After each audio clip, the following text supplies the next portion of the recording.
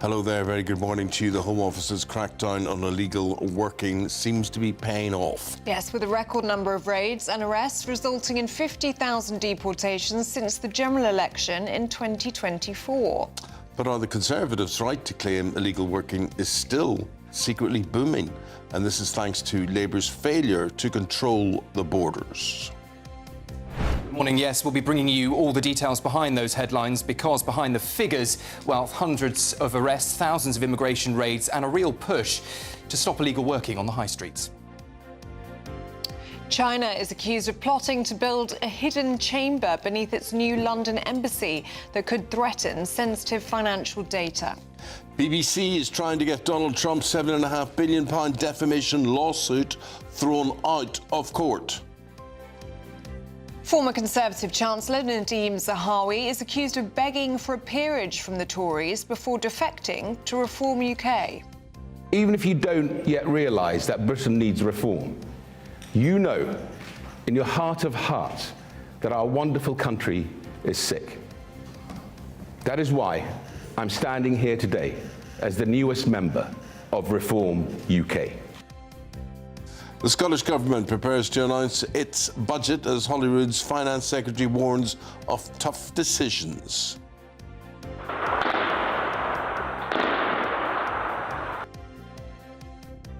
President Trump orders 25% tariffs on any country doing business with Tehran as protests across Iran rage and the death toll rises.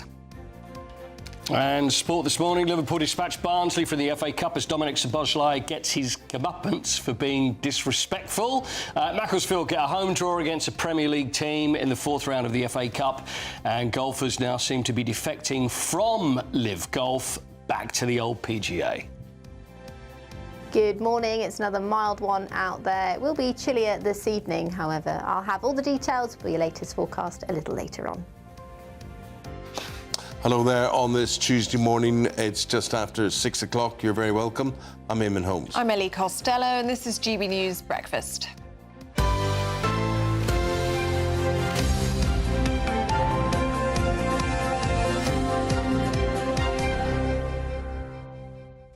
Now, one of the things that you may well do early in the day is buy yourself a coffee.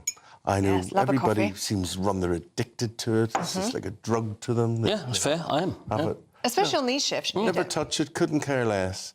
But what have you got to tell us about? Well, lucky you, Eamonn. Lucky you, because But you this... don't, hold on, I'm sorry, you don't drink, so in the morning, don't have anything to... Never. Never. He I'd be has- like nicotine to have some of this. You have a tea, don't you, with your food, sometimes? Oh, very rarely. But, I mean, I couldn't drink tea on its own. I'd have to have a sandwich or biscuit or something with it. But why do people just... People are addicted to coffee. They are addicted to it. fair. Because it's addictive, Eamonn. Yeah. And it's so lovely. Do you get a headache, though, if you don't? Sorry, Ellie. Yeah, I get... If you I don't get the have shakes, your- but I haven't had one. I know. I had a... Do you know what? Last Saturday, I think it was, I forgot to have a coffee in the morning and I felt unwell. I know, isn't that all bad? day. See? And it got to 2 p.m. and I was like, it's because I haven't had a coffee I'm the today. same as you. That's what it is. But anyway, this is a posh coffee shop in London called Nostos Coffee. They are offering one of the most expensive flat whites in the world for, wait for it, £10. What's a flat white? A coffee with a little bit of hot milk on the top, I think. I haven't quite worked out what that is. And they've offered it for 10 It's quid. espresso with a 10 steamed quid. milk. Yeah. £10, yeah. So what's so special? Do they say what's so special I'm about glad it? you asked. Thank you. Freeze distilled milk. Oh, come on. So it's frozen milk, then part thawed to reduce the water Bless you. content. Bless you. I've sneezed 300 times so far this morning, so it's not going to stop, basically. So please forgive me. We're really hoping it's not... Can I the give you a super food. blanket, bless you, for the rest of the morning, then? Oh, it's so irritating. I told you, look at the light, it makes you sneeze. I don't You want don't want to to sneeze. sneeze. Oh, well, I don't- Doesn't want to Or sneeze. maybe it's Look in the dark, close your eyes. As if somebody's living up my nose with a brush and they're tickling the inside of my Oh, no, that's going to make nostrils. me sneeze, just the thought of that now. Oh. I don't know what the opposite thing is. How do you stop yourself? You close your eyes, just look at the dark. Look at the dark, then. Look Close at the your eyes. dark. Anyway, back to me. Freeze distilled milk, where it's frozen, then part thawed to reduce the water content and make it creamier. And that's why they're charging £10. If you were to buy one a day for a year, it would set you back £2,500. Well, the other thing we're going to be asking today, would they be asking cash for their payments, because we're going to be talking about the illegal job market and how there's certain establishments that you can only buy their products if you pay cash. Like, I mean, I know kebab shops who will only look for cash. Nail bars. Barbers. I know quite a few restaurants as well. Really? Yeah, there's quite a few restaurants by way cash only. Is that right? Yeah, and you automatically, like... Raised an eyebrow. It does. It's not that I have anything against people dealing in cash. It's that why only cash? Why That's not? the thing. Why are you not going if there's not... If you've got a choice... Yeah. But if it's cash only... Yes. Well, there we are. We're going to be talking about that. So enforcement immigration raids have just hit their highest level in British history as the government wraps up its crackdown on illegal working. Well, our news presenter, Sam Francis, has the very latest. Morning, Sam. Morning, Eamonn. Morning, Ellie. Yes, let's take a look then at the details behind those headline figures. Since Labour came to power, immigration raids are up 77%. That has led to an increase of 83% in arrests across the country, as officers are targeting what ministers have described as dodgy businesses. We heard them there from Eamonn and Ellie. Nail bars, bars, restaurants, takeaways and car washes, barbers also included, where people are believed to be working illegally. So, in terms of numbers, well, more than 17,400 raids have been carried out, leading to, as I say, that 83% increase in arrests, 12,300, all helped by a £5 million funding boost for enforcement teams. So, where are the hotspots? Well, London, as anticipated, that has come out well ahead of the rest, 2,100 arrests made. And the West Midlands and the South West also seeing significant increases in arrests too. Well, we have heard from the Home Secretary, Shabana Mahmood, since these figures came out overnight. She says that there is no place for illegal working in our communities, adding that we have, the government that is, surged enforcement to the highest level in British history.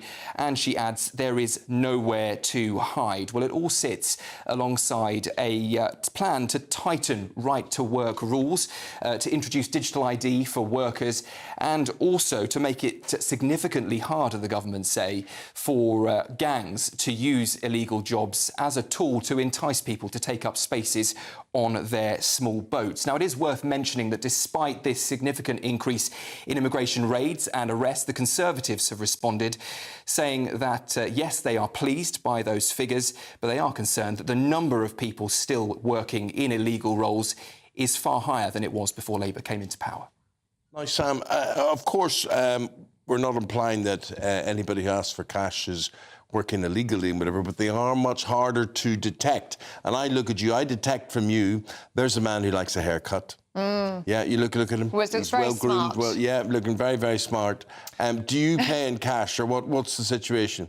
Do you know, I saw a map the other day of the number of barbers from a certain nationality across the country, and the entire UK was covered with pins on that map. I do go to a particular barber on my high street, £15 once a week, super cheap, and they do take card. Yeah, interesting. I used to pay 66 quid to get my hair cut. Eamonn, come on. Where were you doing that? And why did you agree to that? Because that was the norm. You were being fleeced. £15. Go to where Sam goes. I do. If you let me finish the story. Right, so I'm paying 66 quid and I'm, I don't have hair like Fraser Myers or whatever. I mean, imagine what that would cost. Good head of hair, yeah. Get that sorted out. But anyway, 66 quid, and then I just realised, why am I paying this? And I would, there was always a nice girl who would be massage her neck or something. Well, that's why you pay £66. Quite good. There you go. But was it really worth it? So I went and I went to the barbers that Sam was referring to there, and it was 15 quid. And I've stayed there ever since. Very good, and you look very smart. Thank you. And you've also got a full head of hair. Yeah, but I've got less of it, so there's less for them to formulate and style, manipulate, yeah. all that sort of thing, manipulate.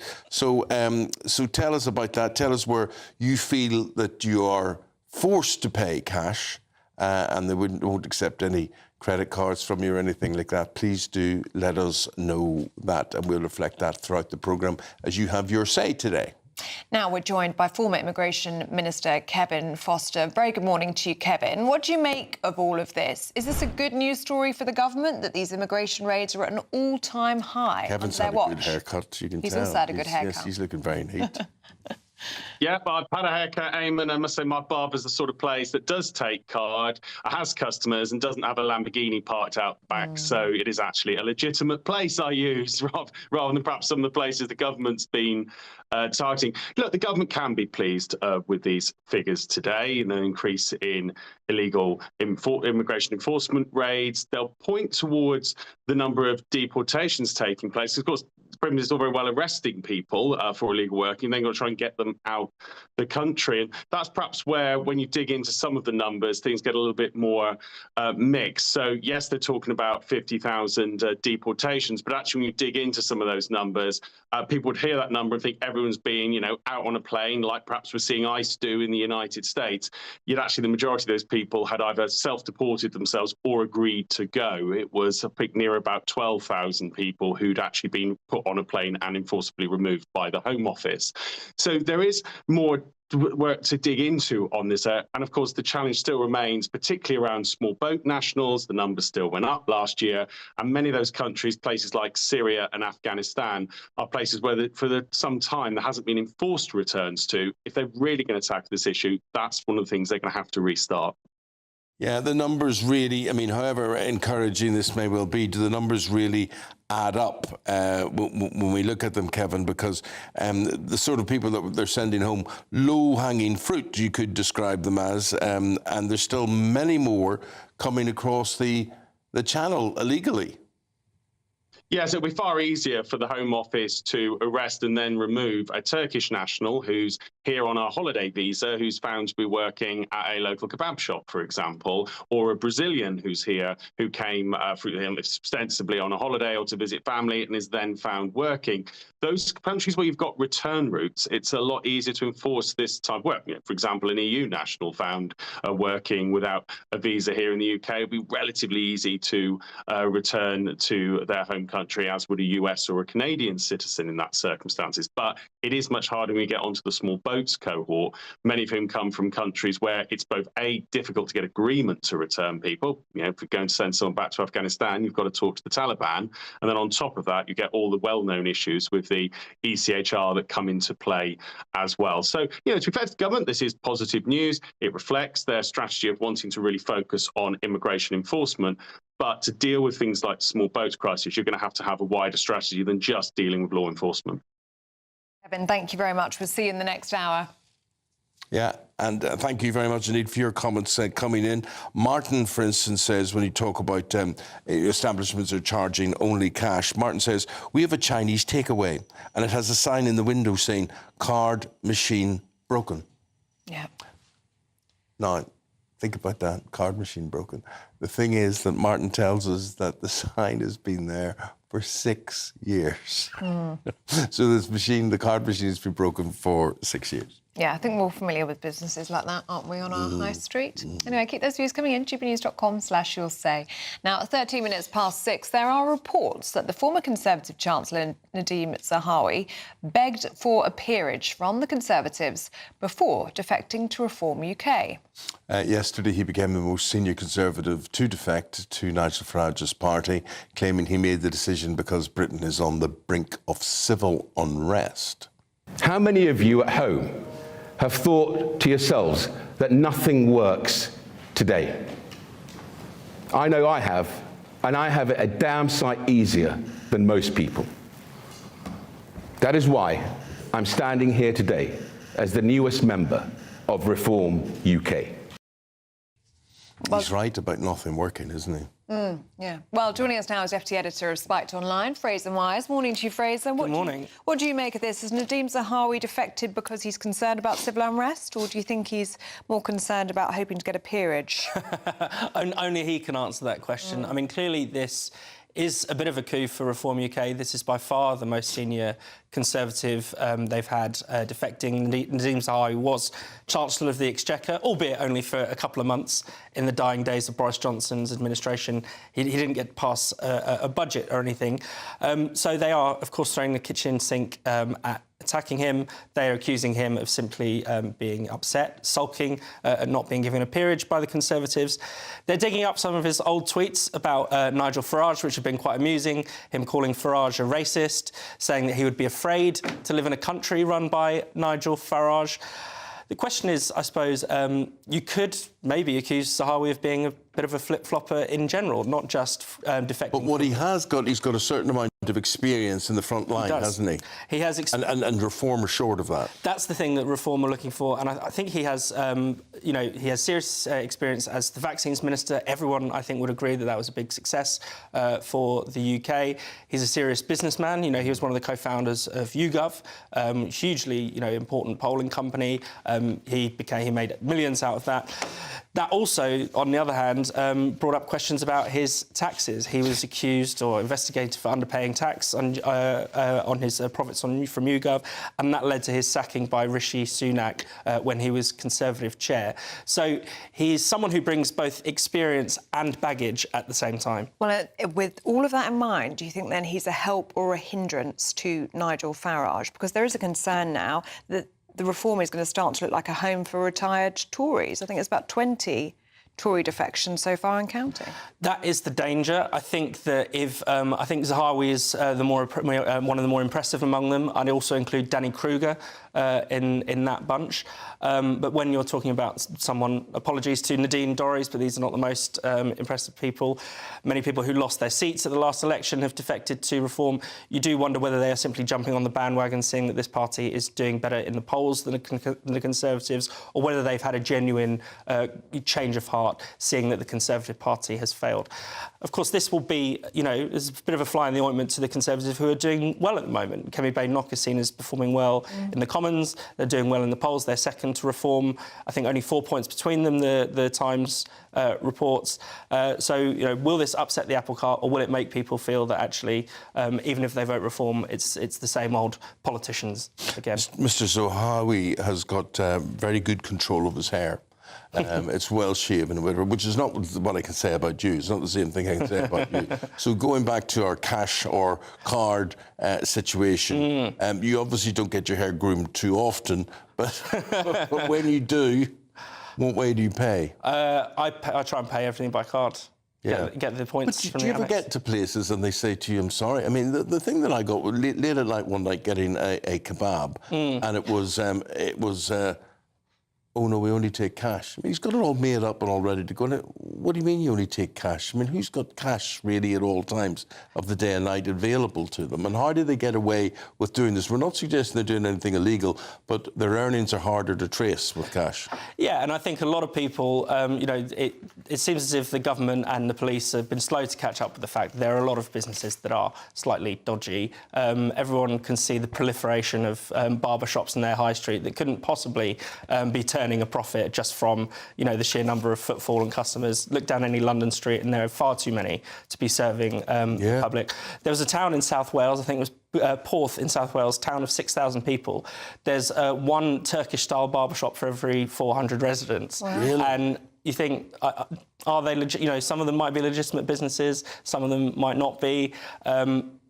The public can see that. It's taken the authorities a long time to cotton on to this, I think. Yeah, so they're here, a lot of them may be here illegally, and they are making money out of the country and not paying what they should back again. Well, potentially it's not paying tax. Potentially some of these businesses are fronts for money laundering, for drug dealing, for exploitation of all kinds. So this is a really serious problem.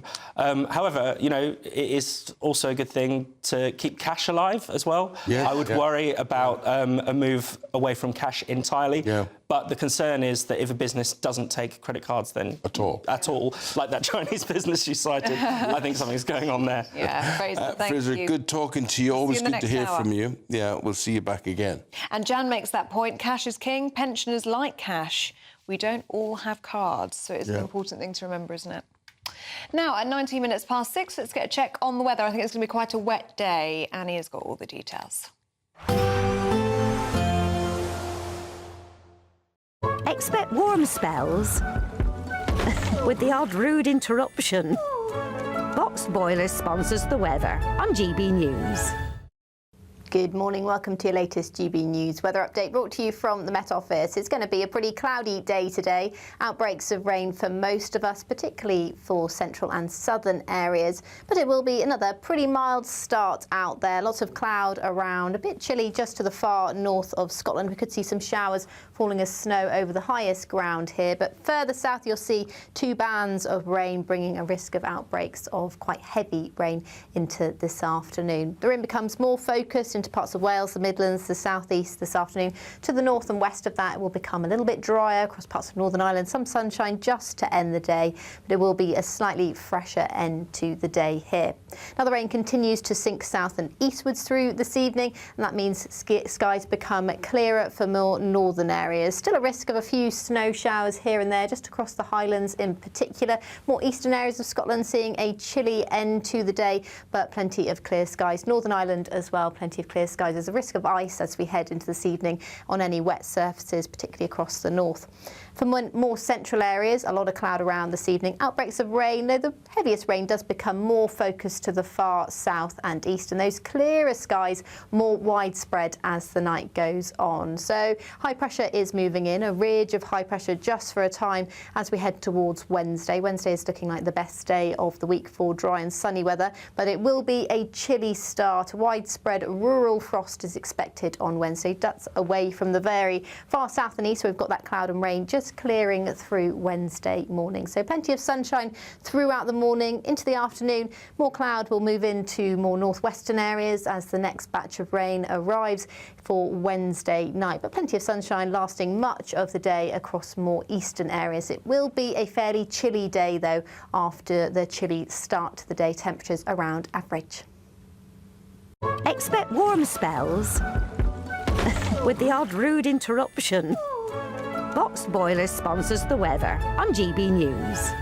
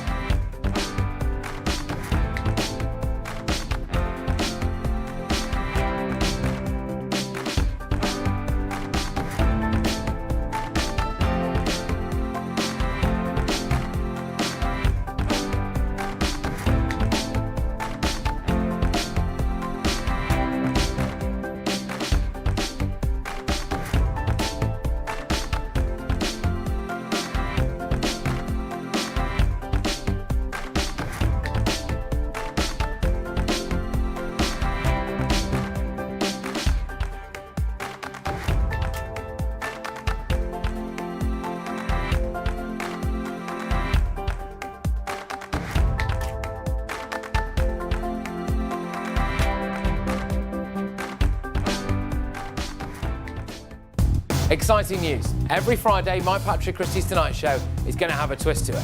We're welcoming some special guests. You.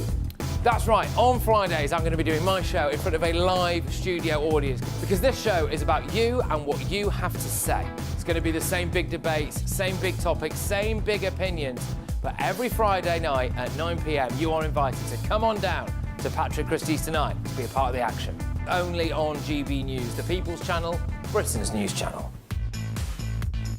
5 hosts, 5 opinions, 5 fearless debates, 5 unfiltered takes on the day's news. 5 reasons not to be anywhere else on Saturday night.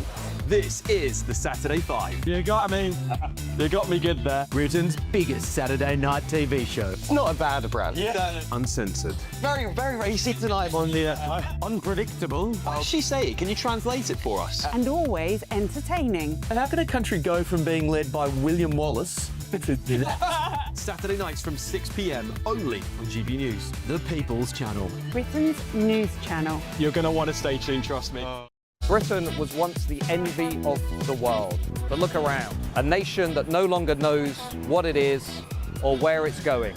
A country that's broken. How do we fix Britain? How do we bring it back? Friday night with Matt Goodwin at 8 p.m, only on GB News.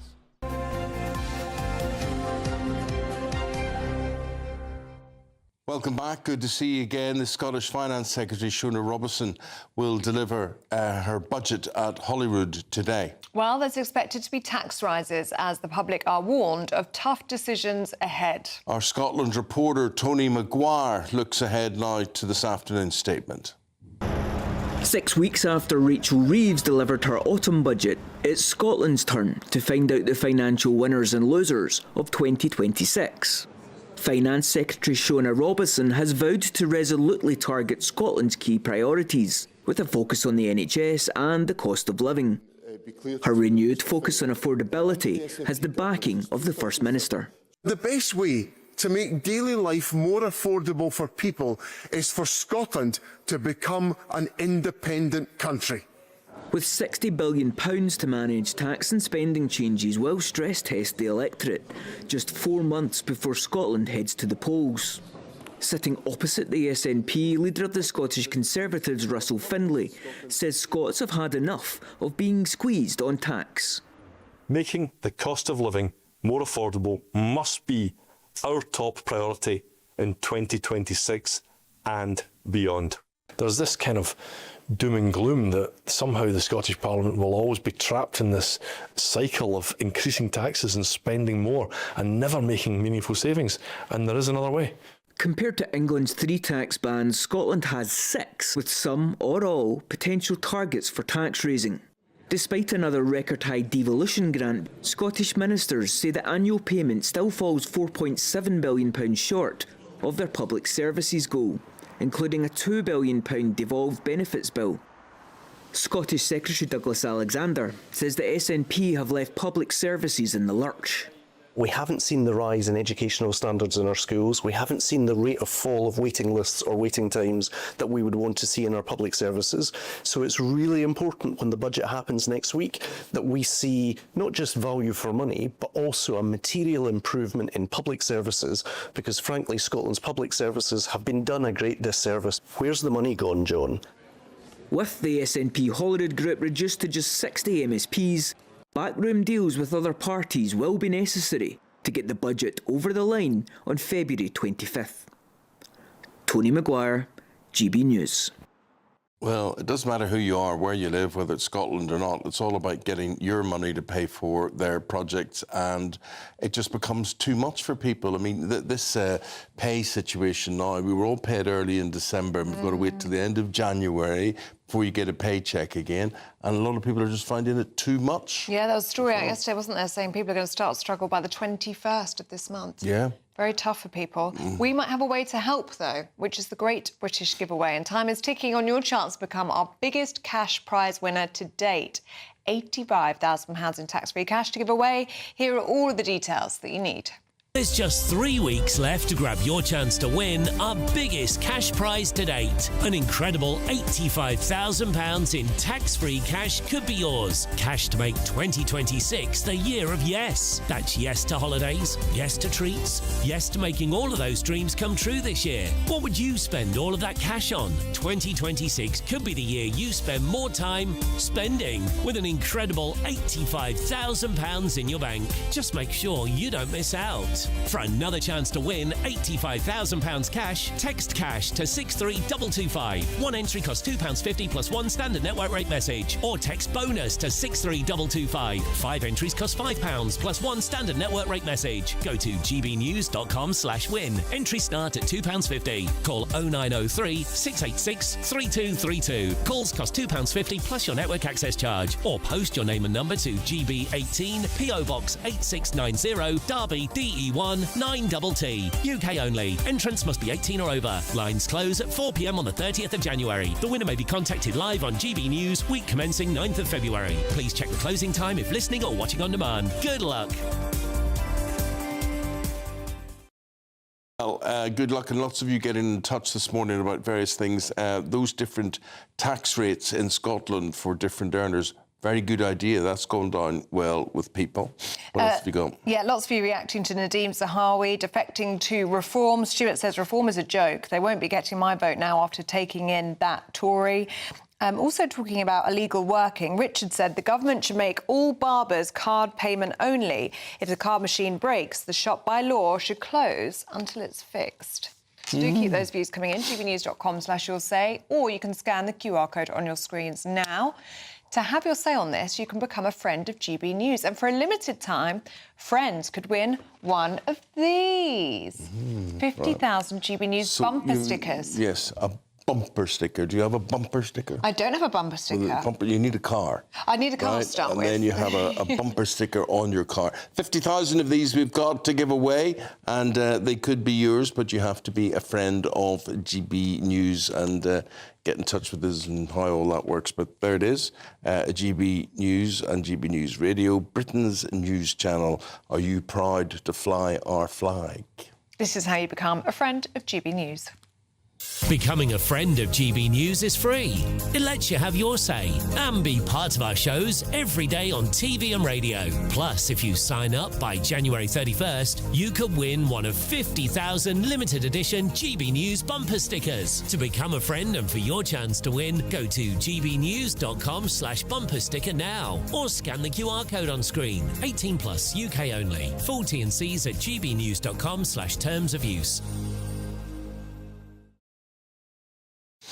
Sport next. Liverpool celebrating victory in the FA Cup, but their manager Arne Slot is less impressed with the sloppy goal they gave away. Paul Coyte with the details next. Good morning. This is the latest AI travel news from gbnews.com. The A78 is closed northbound after Moncton Head for essential roadworks, so allow extra time and follow diversions. In Wales, the A483 is affected in both directions between Llandewi and Dolfor, with an incident and emergency works causing disruption. In Cambridgeshire, the A14 eastbound exit slip at junction 33, Cambridge Road, has a road traffic collision with one of two lanes closed, and conditions should return to normal by 8:45 this morning. And on the trains, Great Western Railway has road transport between Liskeard and Looe, with no trains between Par and Newquay, while ScotRail reports disruption between Inverness and Wick. For more travel news, go to gbnews.com.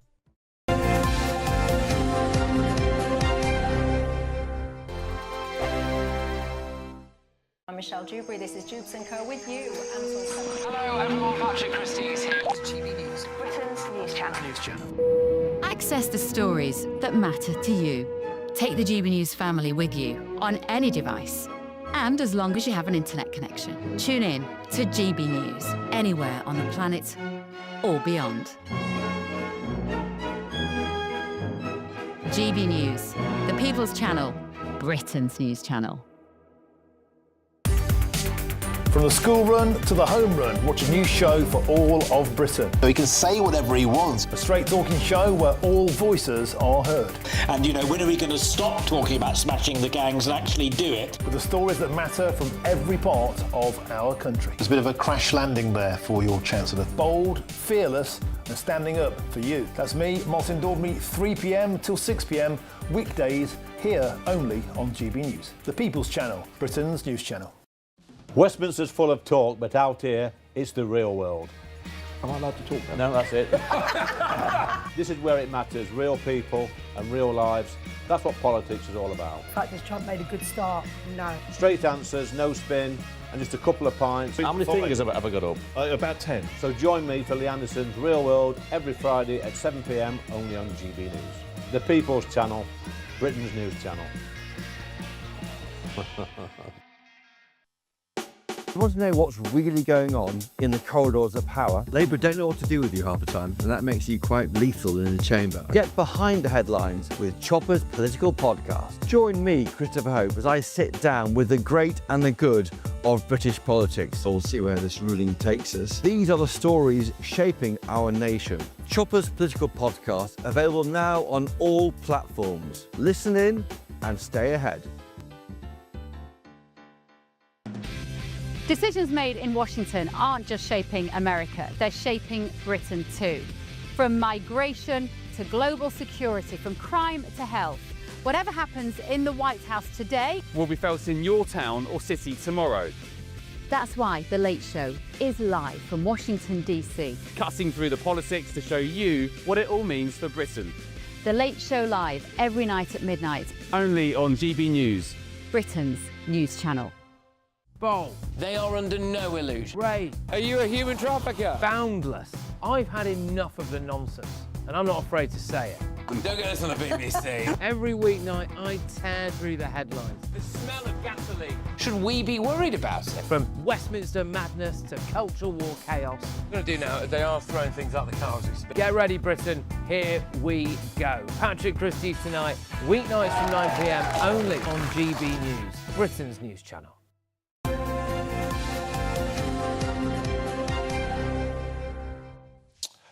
FA Cup action again last night. There was one game still left to play. Paul will deliver the result. Liverpool 4, Barnsley 1. So an easy win. Yeah, it was, although... goals. Well, there's a little bit of controversy. I don't know whether we call it controversy. Dominic Szoboszlai, who scored an amazing goal, very good player, but he was accused of being a bit cocky. In it, and you don't like people that are a little bit cocky and just a little bit disrespectful. So what happened? Oh, I hate that word. If I was a footballer, I'd be the most disrespectful person on the pitch. You know what? I believe that. To the ref, I'd be disrespectful to the opposition. I hate the idea of people hugging and kissing each other after games, whatever. Yeah. Do they say George Best was disrespectful? Do they say, you know, people like who was that guy? Anyway, there's loads of people. Oh, there's loads of those. What you mean? You want a bit of disrespectful. You want a bit of show. You want so a bit would of you go aggro. as far as doing a bit of that? I'd do worse than that. I'd do all that. Just ask Roy Keane what his view would Listen, be about let me tell you what happened. I can't stand all this. Well, let's all be good and kind to each other and kiss each other. Oh, listen, it's not. No, I'll tell you what happened, and then you can say what you think. Dominic Szoboszlai, just calm down for a second. Dominic Szoboszlai. Can't even say his name. Yeah, well, it's not easy. No. So anyway, he's in his own box and he's doing a little dribbly. Yes, yeah. And then what he decides to do is, because their forward is coming, he then decides to roll his foot over it and backheel. Yeah. But the good news is, whatever you think about it, he got his comeuppance, because then their striker Adam Phillips just went, "Thanks very much, I'll have that." Bang, straight in the back of the net. There you go. So much for that. Exactly. This is what Arnie Slot had to say about the goal, whether it was disrespectful. Here's Arnie. I have my opinion about that, which I'm definitely going to share with him. And it's not the first time, and now I'm talking generally, that we are 2-0 up. There's no problems in the game, and then we concede a sloppy or an easy goal. But this one stands definitely out, even for us, when it is about conceding a easy and sloppy goal. I'd like to see Arnie Slot see Dominic Szoboszlai. Yeah. So, but he was, it was a bit silly, but that's all there was. So they're through. So Liverpool have got Brighton in the next round. So the fourth round draw was made last night, but everybody's looking at Macclesfield. Yeah.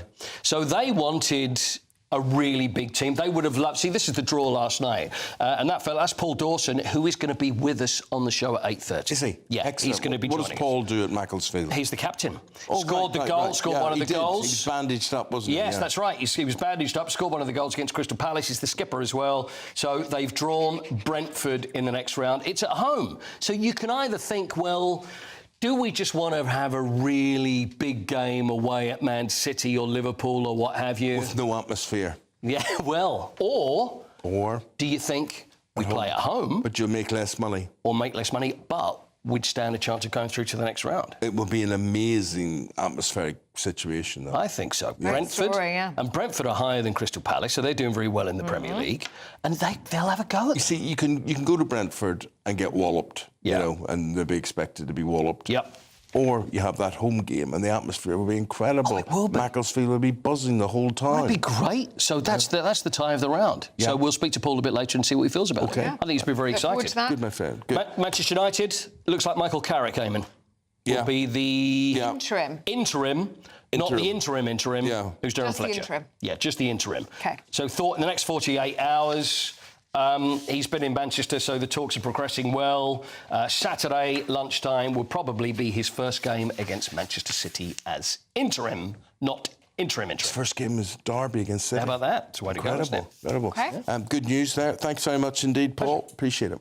Now, do stay with us. Still to come, France's national service scheme has been inundated with applications. So, should Britain follow suit? We're going to be talking about that and much more in the papers with Chloe Dobbs and David Wooding. Morning, you two. Chat to you in just a second.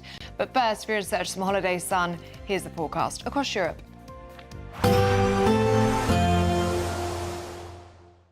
Ready to soak up that holiday sunshine? Won't we need some cover? No worries, all sorted. All Clear Travel Insurance sponsors GB News Travel Destinations Forecast. Hello. If you're heading away for some winter sun, there's plenty of sunny weather across the Mediterranean, into Spain and Portugal, some wet weather through the rest of this week, but plenty of sunshine for parts of the Mediterranean, particularly into Greece. A risk of showers for Italy, parts of Croatia as well through this week, but it's Spain and Portugal that's seeing the particularly wet weather through the rest of this week. Slightly fresher feel for the Canary Islands on Wednesday, but it does look like temperatures come up more closer to those 19-20 degrees by the weekend. All Clear Travel Insurance sponsors GB News Travel Destinations Forecast.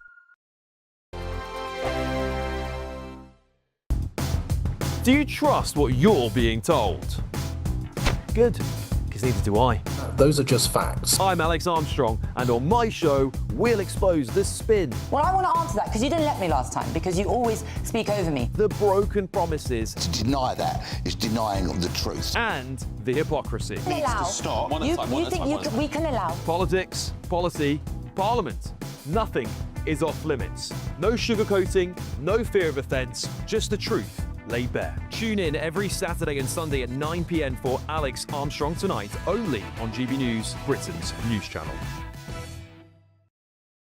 This is GB News, Britain's news channel. So it comes down to money, doesn't it? Always follow the money, follow the money. And, you know, big tech is a big business. It is a very, very powerful industry. And it's pulled a blinder because it has convinced government and schools, teaching unions, you know, the individual local authorities that are responsible for procurement. It has convinced everyone that tech is either not harmful in the case perhaps of social media and smartphones, or actually beneficial. And it's a lie. I mean, it's a complete lie. The evidence is there. It is harmful. There are plenty of examples in society where there are things that we know that are harmful to children, or that they may come with risks and benefits associated with them. Let's say contact sports, for example. Let's say giving them junk food. But we still give parents the right to make that decision because we believe in the rights of parental responsibility over state intervention in those areas. What makes those areas different to the risks and benefits associated with digital use for kids? Yeah, I mean, look, absolutely. And I, as you know, as Rennie knows, I'm about as libertarian as one gets, certainly for adults. I do think when you know, the intersection of individual choice and freedom with child welfare and child safety is rather different. And I think there are many examples of areas where a problem is too big for individual parents to solve. I mean, you've mentioned contact sports, and I think that's a really good example because, of course, there we all have the choice as parents whether our children should or shouldn't engage in contact sports. But phones are rather different. I mean, certainly smartphones, and I think that, you know, you do have a distinction with phones versus edtech. It is literally mandated by schools, and there is no legal right for parents to opt out. So there is no choice. GB News, the People's Channel. In the GB Newsroom, we bring you the news as it happens. With our team of dedicated journalists across the UK, we're ready to keep you up to date with what's happening every half an hour, every single day. Bulletins here on GB News, the People's Channel, Britain's news channel.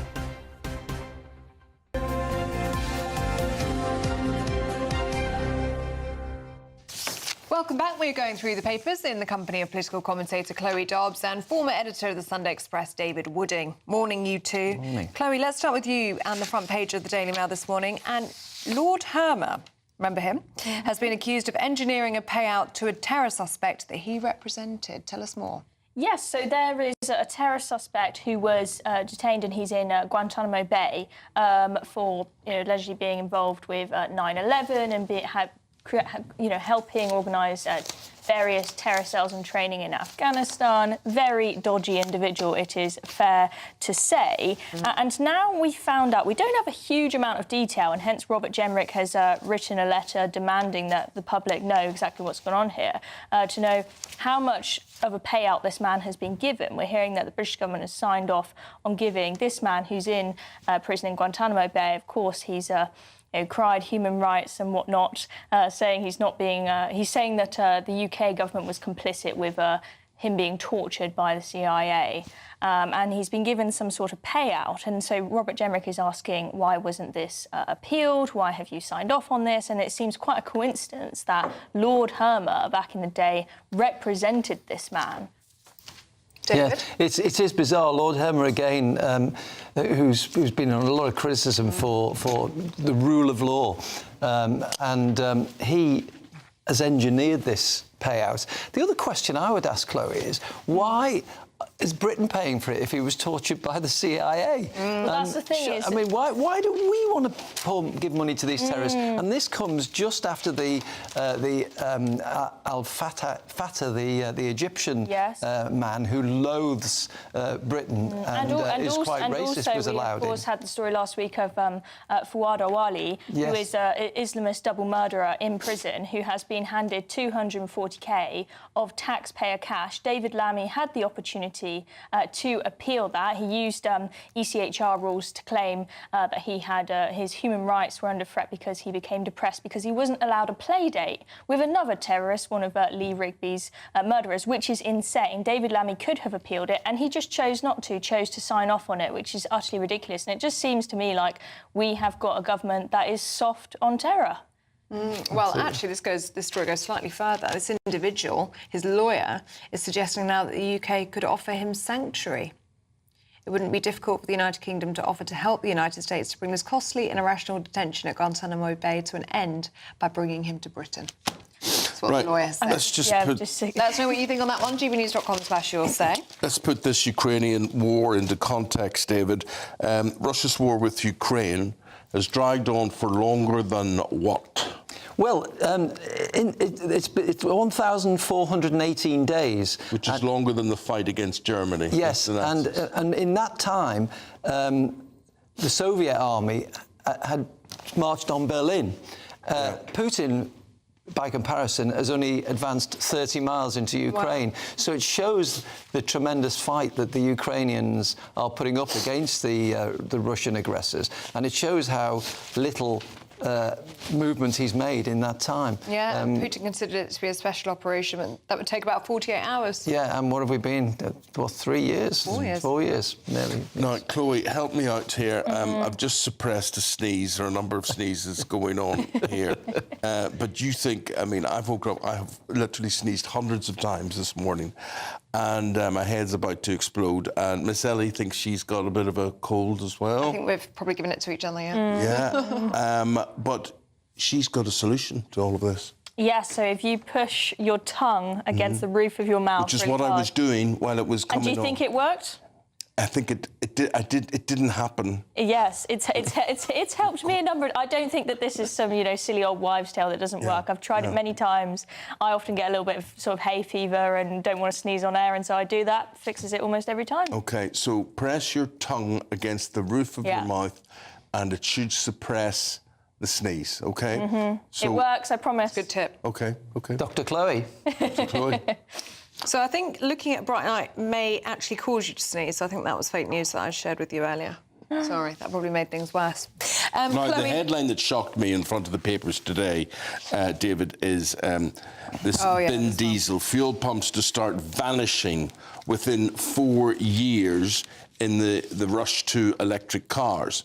Now, those of us who've had experience of electric cars, and Ellie's had much more experience than I have had of them, are not overly impressed. No, I had 2 diesel cars because it was Gordon Brown, remember, who gave special concessions to diesel to get us all to convert to it. Yep. And now we're being told to bin them. There are about 15.5 million people in Britain who have a diesel car, and they're now being told that they'll have to there will be no diesel on forecourts. Diesel was on its way out. It was regarded as dirty, filthy, non-economical, whatever. Gordon Brown intervenes and says, no, this is exactly what you should have. And all us petrol owners are sitting scratching their heads thinking, no, but I was told to get more miles to the gallon, yes, but it was much more efficient and lovelier having petrol. Why are we going back to this? And we all went, suddenly there was a surge in diesel sales. I had 2 diesel cars as a result of that. Yeah, same as me. Yeah, same as me. It was just ridiculous. Well, it seems like the government can't make up its mind as to what car they want us to have, and it's not really an easy, cheap thing to do to change your car all at the time. Correct. Normal, 1 minute we're told have a petrol car, then it's have a diesel car, then they say get a hybrid car, and then say no, actually we're going to phase those out, and you need to get fully electric cars, and they say there aren't enough charging points for the electric cars, and you just think, well, what car should I buy if you want to make an investment Ellie will tell you now? there's not enough charging points, so tell people I can tell you that because there's this rush to electric, and now EV chargers are being taxed. That's what this is all about. Hours at a service station. Well, yeah, so to charge up your car. We landed home from Tenerife after our Christmas New Year break, and the car had no charge. We'd left it with charge, but I think the cold affects what you've got left. So we had about 3 miles. So then we left Stansted Airport. We spent an hour dashing around looking for an electric charging point.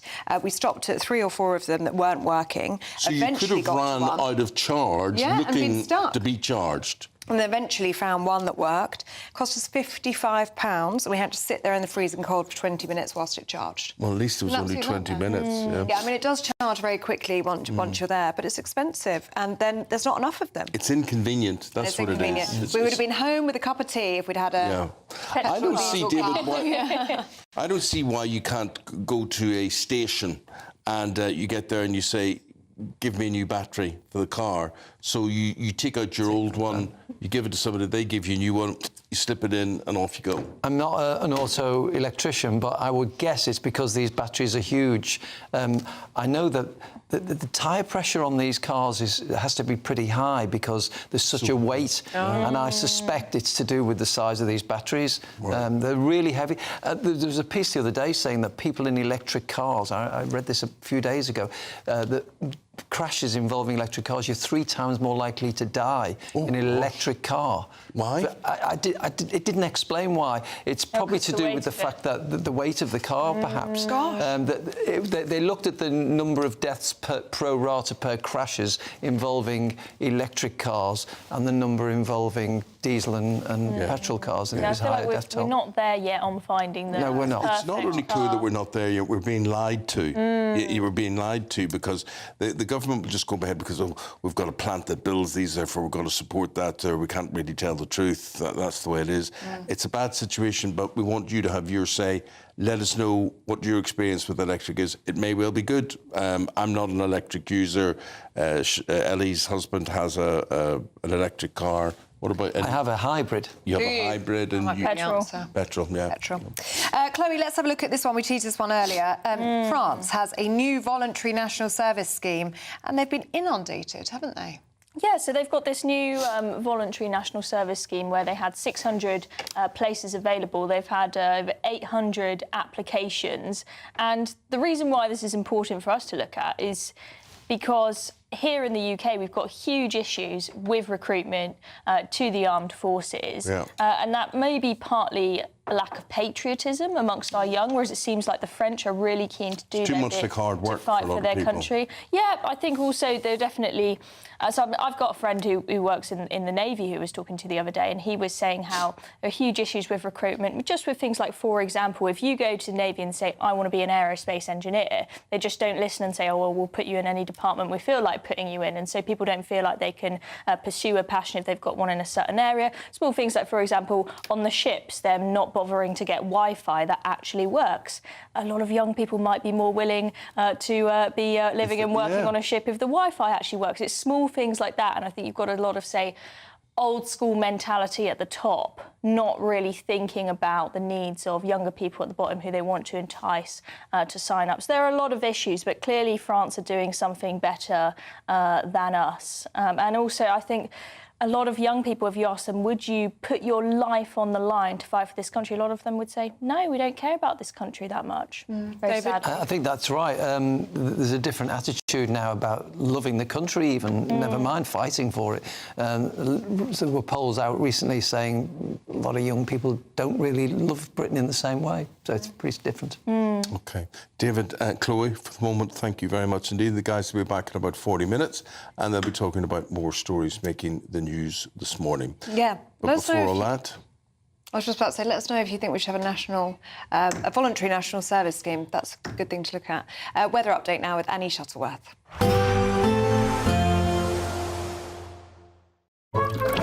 Warm and cosy, with a chance of zero visibility. Boxed Boilers sponsors the weather on GB News.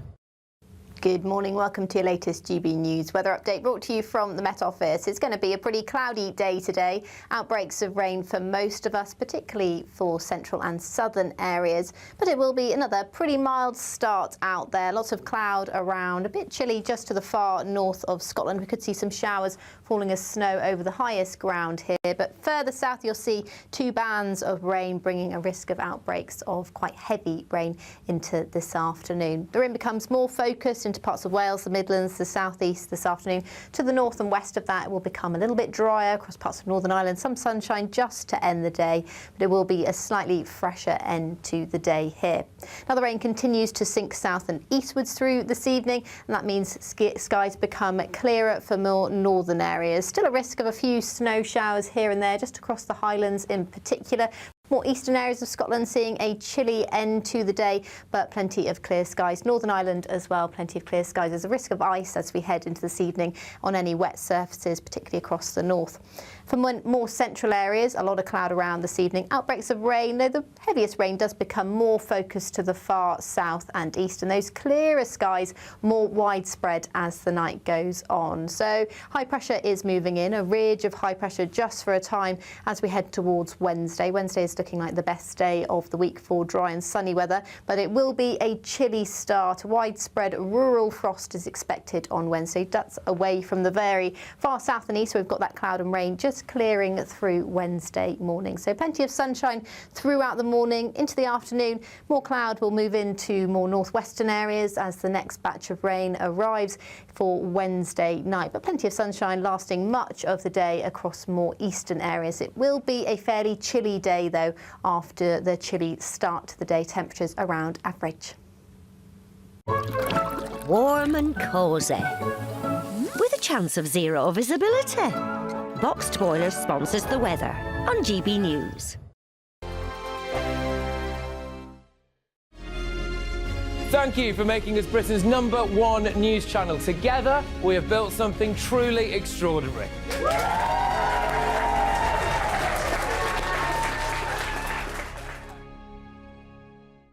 Good morning. This is the latest AI travel news from gbnews.com.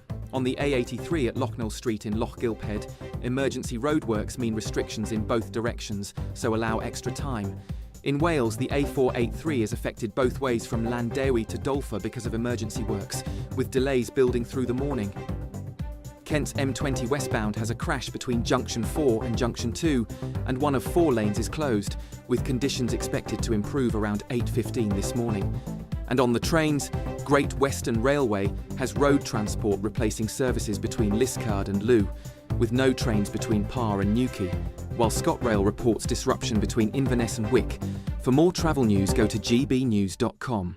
There's just 3 weeks left to grab your chance to win our biggest cash prize to date. An incredible £85,000 in tax-free cash could be yours. Cash to make 2026 the year of yes. That's yes to holidays, yes to treats, yes to making all of those dreams come true this year. Just make sure you don't miss out. For another chance to win £85,000 cash, text cash to 63225. One entry costs £2.50 plus one standard network rate message, or text bonus to 63225. 5 entries cost £5 plus one standard network rate message. Go to gbnews.com/win. Entries start at £2.50. Call 0903 686 3232. Calls cost £2.50 plus your network access charge. Or post your name and number to GB18 PO Box 8690 Derby DE1 1 9TT. UK only. Entrance must be 18 or over. Lines close at 4 p.m. on the 30th of January. Please check the closing time if listening or watching on demand. Good luck.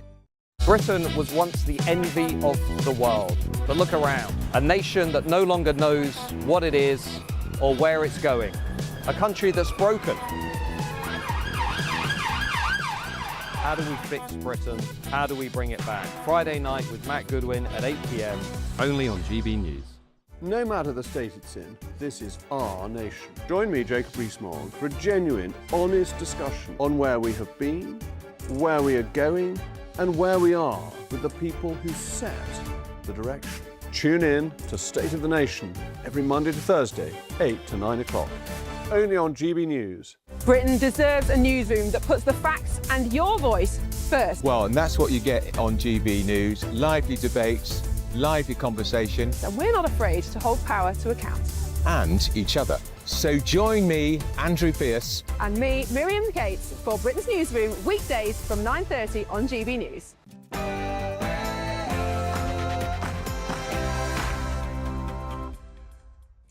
Good morning. The Home Office's crackdown on illegal working appears to be paying off. With a record number of raids and arrests resulting in 50,000 deportations since the general election. Remember, that was in 2024. But are the Conservatives right to claim that illegal working is still secretly booming thanks to Labour's failure to control the borders?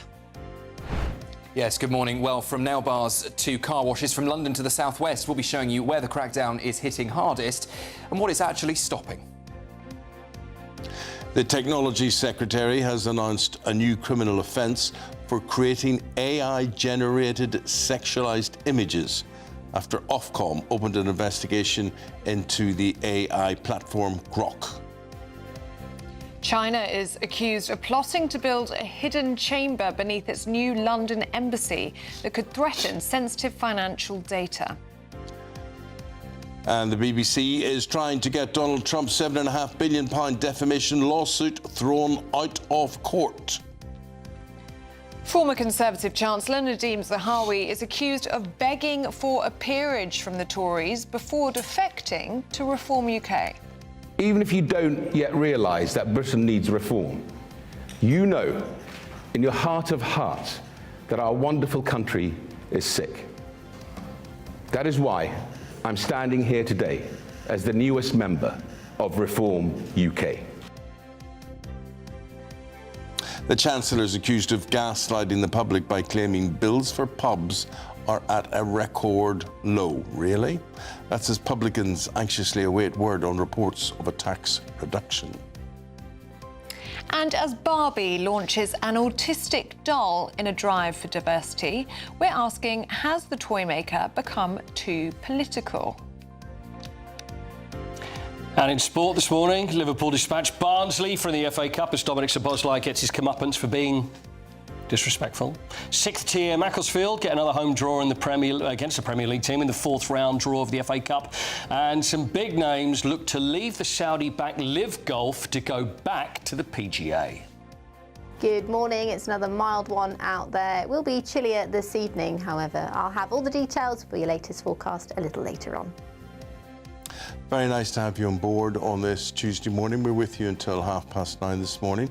Hope you can stay with us. I'm Eamonn Holmes. I'm Ellie Costello, and this is GB News Breakfast.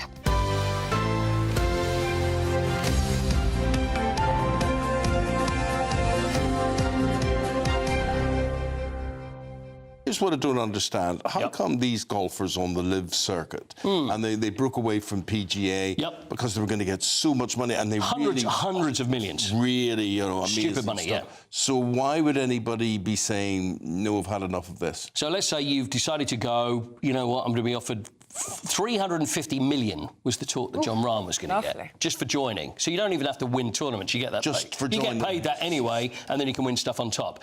So they're doing it, and they realise, actually, this is a bit boring. I'm so rich, but I can't really win the tournaments. There's no the excitement of the PGA. So now they've decided, well, actually, we want to come back now. And so the PGA are saying to only the really big names, surprise, surprise, oh, yeah, you can come back if you've won a major tournament in the past 5 years, which some of them have. You can come back. And there's other players that are like, well, no, you can't. But it's going to cost £5 million. So if you're getting a fine of $5 million and you're being paid $350, you think, I've earned my money, I'll go back to where I was now and I'll try. So it's really, they've made their money and they want to go back again. Clearly, money's not everything. Yeah, exactly. Well, they've already got it. That's the thing. They've already won the money. They've already got the money. Best of both worlds. But I think in golf, you're really playing yourself as opposed to your opponent.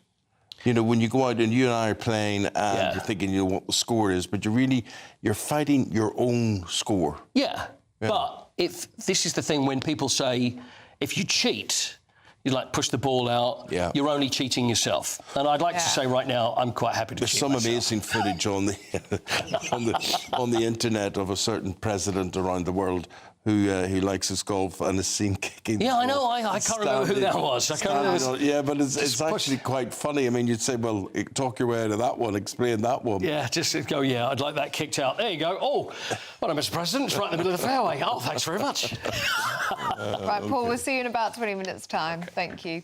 Let's have a look at our top story this morning. Immigration enforcement raids have just hit their highest level in British history as the government ramps up its crackdown on illegal working. Let's go to Sam Francis. Sam's been looking at this, studying this, seeing the reaction coming in about this. What's the latest on this, Sam? Yeah, good morning, both of you. Well, the details behind the headline keep it simple. Since Labour came into power, immigration raids are up 77%, leading to an increase of 83% in arrests across the country. That as officers are tackling what ministers have described as dodgy businesses, be it nail bars, barbers, takeaways, car washes, where people are believed, and is backed by evidence, believed to be working illegally. Now, when it comes to numbers, in total, more than 17,400 raids have been carried out in that period since Labour came to power, leading to over 12,300 arrests, all helped by a £5 million funding boost for enforcement teams. So where are the hotspots? Well, London, at the top of the table, 2,100 arrests. That's up 50%, in fact, on the last 12 months. Also, significant rises in the West Midlands and in the South West. Now, we have had a statement from the Home Secretary, Shabana Mahmood, since these details came out overnight. She says there is no place for illegal working in our communities. She adds, we've surged enforcement to the highest level in British history, adding there is nowhere to hide. Now, this all sits alongside a wider plan to tighten right-to-work regulations, to issue digital ID to workers, and to also, the government say, make it significantly more difficult for illegal gangs to use illegal jobs to entice people to take space on their small boats. Now, it is worth mentioning just some of the political reaction since this data came out overnight. The Conservatives saying that they welcome the fact that there is a significant rise in immigration raids and arrests, but they are, they say, still sceptical over the fact that there are this many people available to, in fact, round up and arrest. Well, Sam, the thing is, of course, how do you organise this? I mean, how organised is all of this? You look at people like barbers, for instance, highly skilled. They've really got to be highly skilled. I mean, certainly to give you a haircut like the one you've got. No, it's absolutely true. I mean, I can't say I ever use a nail bar, and I don't drive, so I don't use a car wash, but my haircut is done every single week. It's just £15, and they are highly skilled. They're absolutely lovely people. They do take card as well, I have to say. But I heard, Eamonn, your haircut is slightly more expensive. OK. Sam, thank you very much. Well, the Home Secretary, Shabana Mahmood, has said there is no place for illegal working in our communities. That is why we have surged enforcement activity to the highest level in British history. So illegal migrants in the black economy have nowhere to hide. She went on to say, I will stop at nothing to restore order and control to our borders. Who believes her? Let us know. Well, we're joined now by former Immigration Minister Kevin Foster. And Kevin, the government can be pleased with these figures, can't they? Yes, the government can be pleased with these figures. It fits in with their sort of smash the gangs style approach, the idea that they're going to really focus on law enforcement around tackling small boats. Although it's worth noting that many of those who will be being arrested or dealt with for illegal working won't be people who've arrived in a small boat, although that'll be part of it. There'll be people, for example, those who've come on a tourist visa from places like Turkey, who then decide to find work whilst they're here, whilst not having permission to do so. So yes, the government can be pleased with these figures, but we do have to remember that last year we saw another increase in the number of small boat arrivals. So just doing this on its own is not going to resolve some of the issues people see with border control. OK, Kevin Forster, really good to get your opinion this morning. Thank you very much for your time. Right, let's now go live via satellite to the Deputy Leader of the Liberal Democrats. Daisy Cooper is waiting to talk to us. And I must admit, Daisy Cooper, I've been looking forward to talking to you. I haven't talked to you in a while because although I don't vote for any party, don't vote for any of you, you are impressive. You are absolutely impressive. I watch you and I think she talks a lot of sense. Now, today, you're coming out and you're calling for a legal guarantee that no one will wait longer than 12 hours in A&E. Now, I get that, but how on earth do you enforce that? Well, we have an NHS constitution. I should say good morning, by the way. We have an NHS constitution that already enshrines a number of legal rights, and in other policy areas like, clean air targets, there are things that are written into law. And whilst individuals can't sue, we wouldn't want individuals, necessarily suing the NHS over this, it does mean that people collectively could take the government to court if they weren't doing enough to meet those targets. And we've seen similar kind of actions before. And so I think it would be a really important and strong statement to say that we want to have this kind of legal right enshrined in our NHS constitution. But what we're saying at the same time today is at the same time as having a legal right, we, Liberal Democrats, really want to invest £1.5 billion to finally tackle this scandal of 12-hour trolley waits in A&E. A decade ago, in November 2015, just 29 people in England were stuck in a trolley in a corridor for more than 12 hours. And last year, it spiralled to 45,000. That is an unprecedented scandal. And that means that people are stuck in corridors without dignity, often without a buzzer, without water, and we say that has to end. Because, Daisy, it's become normalised. I think it used to be, and she had to be treated in a corridor, but now I think they just know how many people can we get in that corridor, 12 people in that corridor. Yeah, that's standard practice now. Look, you're absolutely right. It has become normalised to the point where a number of hospital trusts are now advertising for staff to specifically be nurses and assistants in the actual corridor. But isn't that shocking? And what we Liberal Democrats are saying today is that this should not be normalised. It should be a scandal. These numbers should shock us, and we want to tackle it. And we think that with £1.5 billion that would make 6,000 more beds available every single day in hospitals, in care homes, and by freeing up beds by people who don't need to be there being released earlier so they can go home. This would be a package that would save an enormous amount of distress. And it is just worth saying that even though it has become normalised, it is devastating for patients and their health outcomes. And it is so demoralising for our NHS staff as well. They hate providing care in corridors. So we absolutely shouldn't blame staff for this. This is a failure of successive governments to get to grips with it. And we Liberal Democrats have got a plan to fix it. The Technology Secretary has announced a new criminal offence for creating AI-generated sexualised images. This is after Grok, which is the AI platform on Elon Musk's X platform, was being used to undress, using AI, children and women as well. Do you support that new criminal offence? And do you think that we need to go further? Do you think we need to ban X as a platform?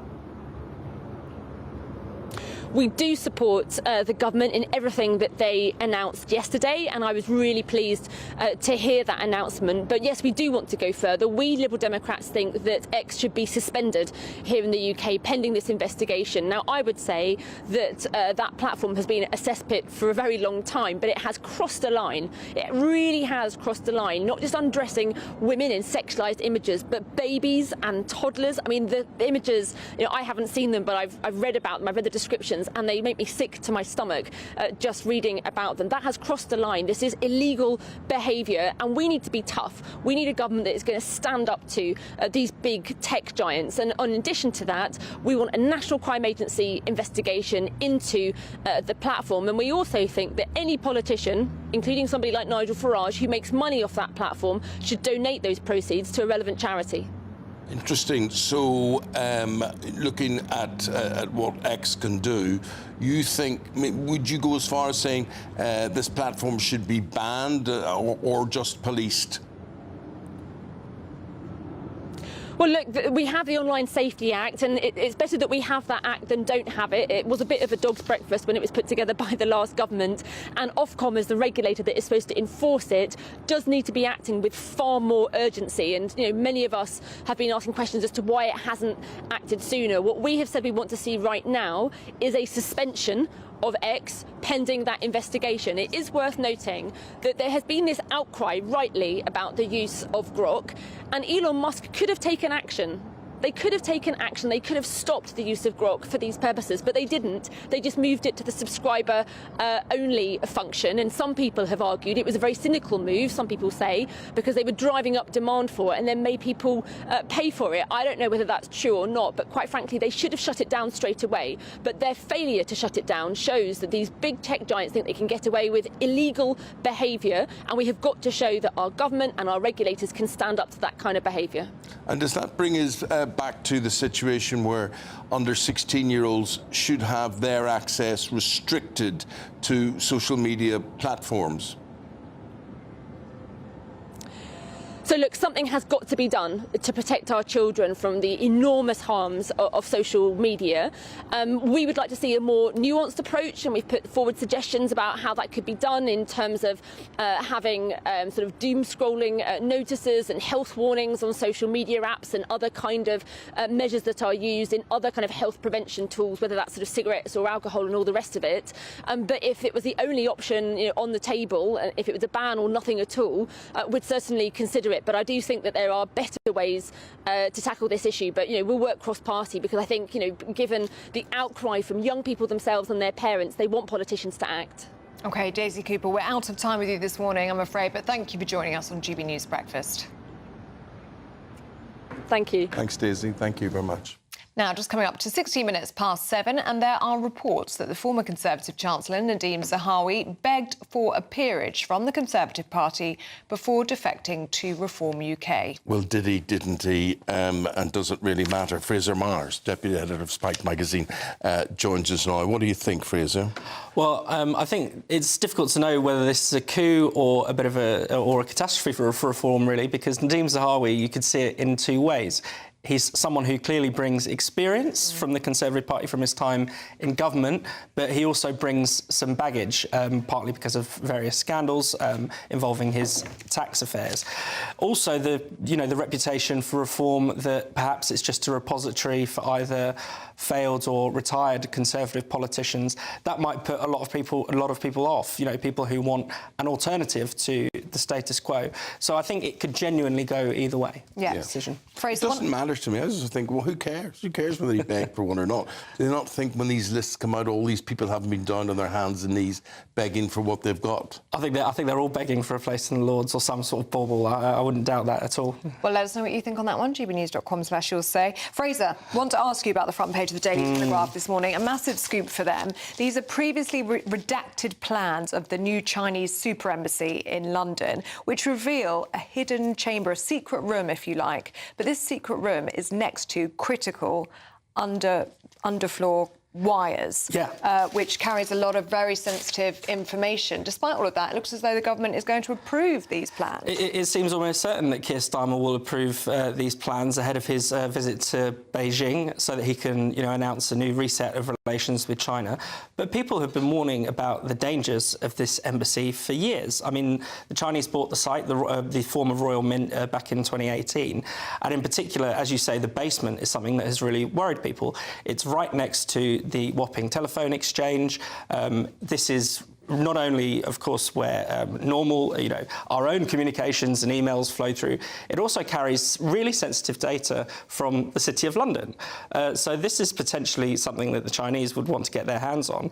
And what the Telegraph has revealed is that this basement, as people feared, really could be used to tap into those wires. They are planning to actually get rid of some of the walls in between the basement and the telephone exchange and the fibre optic cables.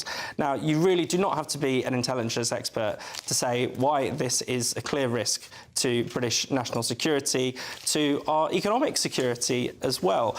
Yet Keir Starmer seems prepared to kowtow to the Chinese. I understand that, Britain is not as powerful as it used to be. It's difficult to stand up to China, but you'd think he'd find some diplomatic way of saying no. You think they'd find some arcane planning excuse or something like that to say no to this operation, but apparently not. They're going full steam ahead with it. Well, if you have any diplomatic ways of saying no, let us know by having your say today. Thanks, and Fraser. we will reflect those on the programme. Good man, Fraser. Thank you. Thank you. Weather update, Annie Shuttleworth.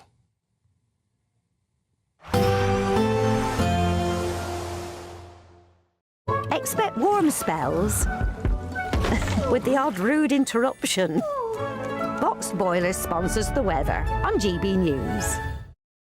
Good morning, welcome to your latest GB News weather update brought to you from the Met Office. It's going to be a pretty cloudy day today. Outbreaks of rain for most of us, particularly for central and southern areas. But it will be another pretty mild start out there. Lots of cloud around, a bit chilly just to the far north of Scotland. We could see some showers falling as snow over the highest ground here. But further south, you'll see two bands of rain bringing a risk of outbreaks of quite heavy rain into this afternoon. The rain becomes more focused into parts of Wales, the Midlands, the southeast this afternoon. To the north and west of that, it will become a little bit drier across parts of Northern Ireland. Some sunshine just to end the day, but it will be a slightly fresher end to the day here. Now, the rain continues to sink south and eastwards through this evening, and that means skies become clearer for more northern areas. Still a risk of a few snow showers here and there, just across the Highlands in particular. More eastern areas of Scotland seeing a chilly end to the day, but plenty of clear skies. Northern Ireland as well, plenty of clear skies. There's a risk of ice as we head into this evening on any wet surfaces, particularly across the north. For more central areas, a lot of cloud around this evening. Outbreaks of rain, though the heaviest rain does become more focused to the far south and east, and those clearer skies more widespread as the night goes on. So high pressure is moving in, a ridge of high pressure just for a time as we head towards Wednesday. Wednesday is looking like the best day of the week for dry and sunny weather, but it will be a chilly start. Widespread rural frost is expected on Wednesday. That's away from the very far south and east, so we've got that cloud and rain just clearing through Wednesday morning. So plenty of sunshine throughout the morning. Into the afternoon, more cloud will move into more northwestern areas as the next batch of rain arrives for Wednesday night. But plenty of sunshine lasting much of the day across more eastern areas. It will be a fairly chilly day, though, after the chilly start to the day. Temperatures around average. Expect warm spells with the odd rude interruption. Boxed Boilers sponsors the weather on GB News. Just time to tell you about the Great British Giveaway now, and it truly is great. £85,000 up for grabs. Here's how. There's just 3 weeks left to grab your chance to win our biggest cash prize to date. An incredible £85,000 in tax-free cash could be yours. Cash to make 2026 the year of yes. That's yes to holidays, yes to treats, yes to making all of those dreams come true this year. What would you spend all of that cash on? 2026 could be the year you spend more time spending with an incredible £85,000 in your bank. Just make sure you don't miss out. 8. For another chance to win £85,000 cash, text cash to 63225. One entry costs £2.50 plus one standard network rate message, or text bonus to 63225. 5 entries cost £5 plus one standard network rate message. Go to gbnews.com/win. Entries start at £2.50. Call 0903 686 3232. Calls cost £2.50 plus your network access charge, or post your name and number to GB18 PO Box 8690 Derby DE1 9TT. UK only. Entrants must be 18 or over. Lines close at 4 p.m. on the 30th of January. The winner may be contacted live on GB News week commencing 9th of February. Please check the closing time if listening or watching on demand. Good luck. Yesterday we concentrated on farmers. Today, pubs and the situation there. Rachel Reeves, the Chancellor, has been accused of misleading you over what she actually is doing with pubs. We're going to find out the truth of that. We're going to be talking to a landlord right after this.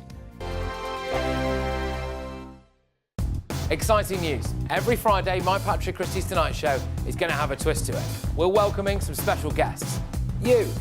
That's right, on Fridays I'm going to be doing my show in front of a live studio audience, because this show is about you and what you have to say. It's going to be the same big debates, same big topics, same big opinions, but every Friday night at 9 p.m. you are invited to come on down to Patrick Christie's Tonight to be a part of the action. Only on GB News, the People's Channel, Britain's news channel.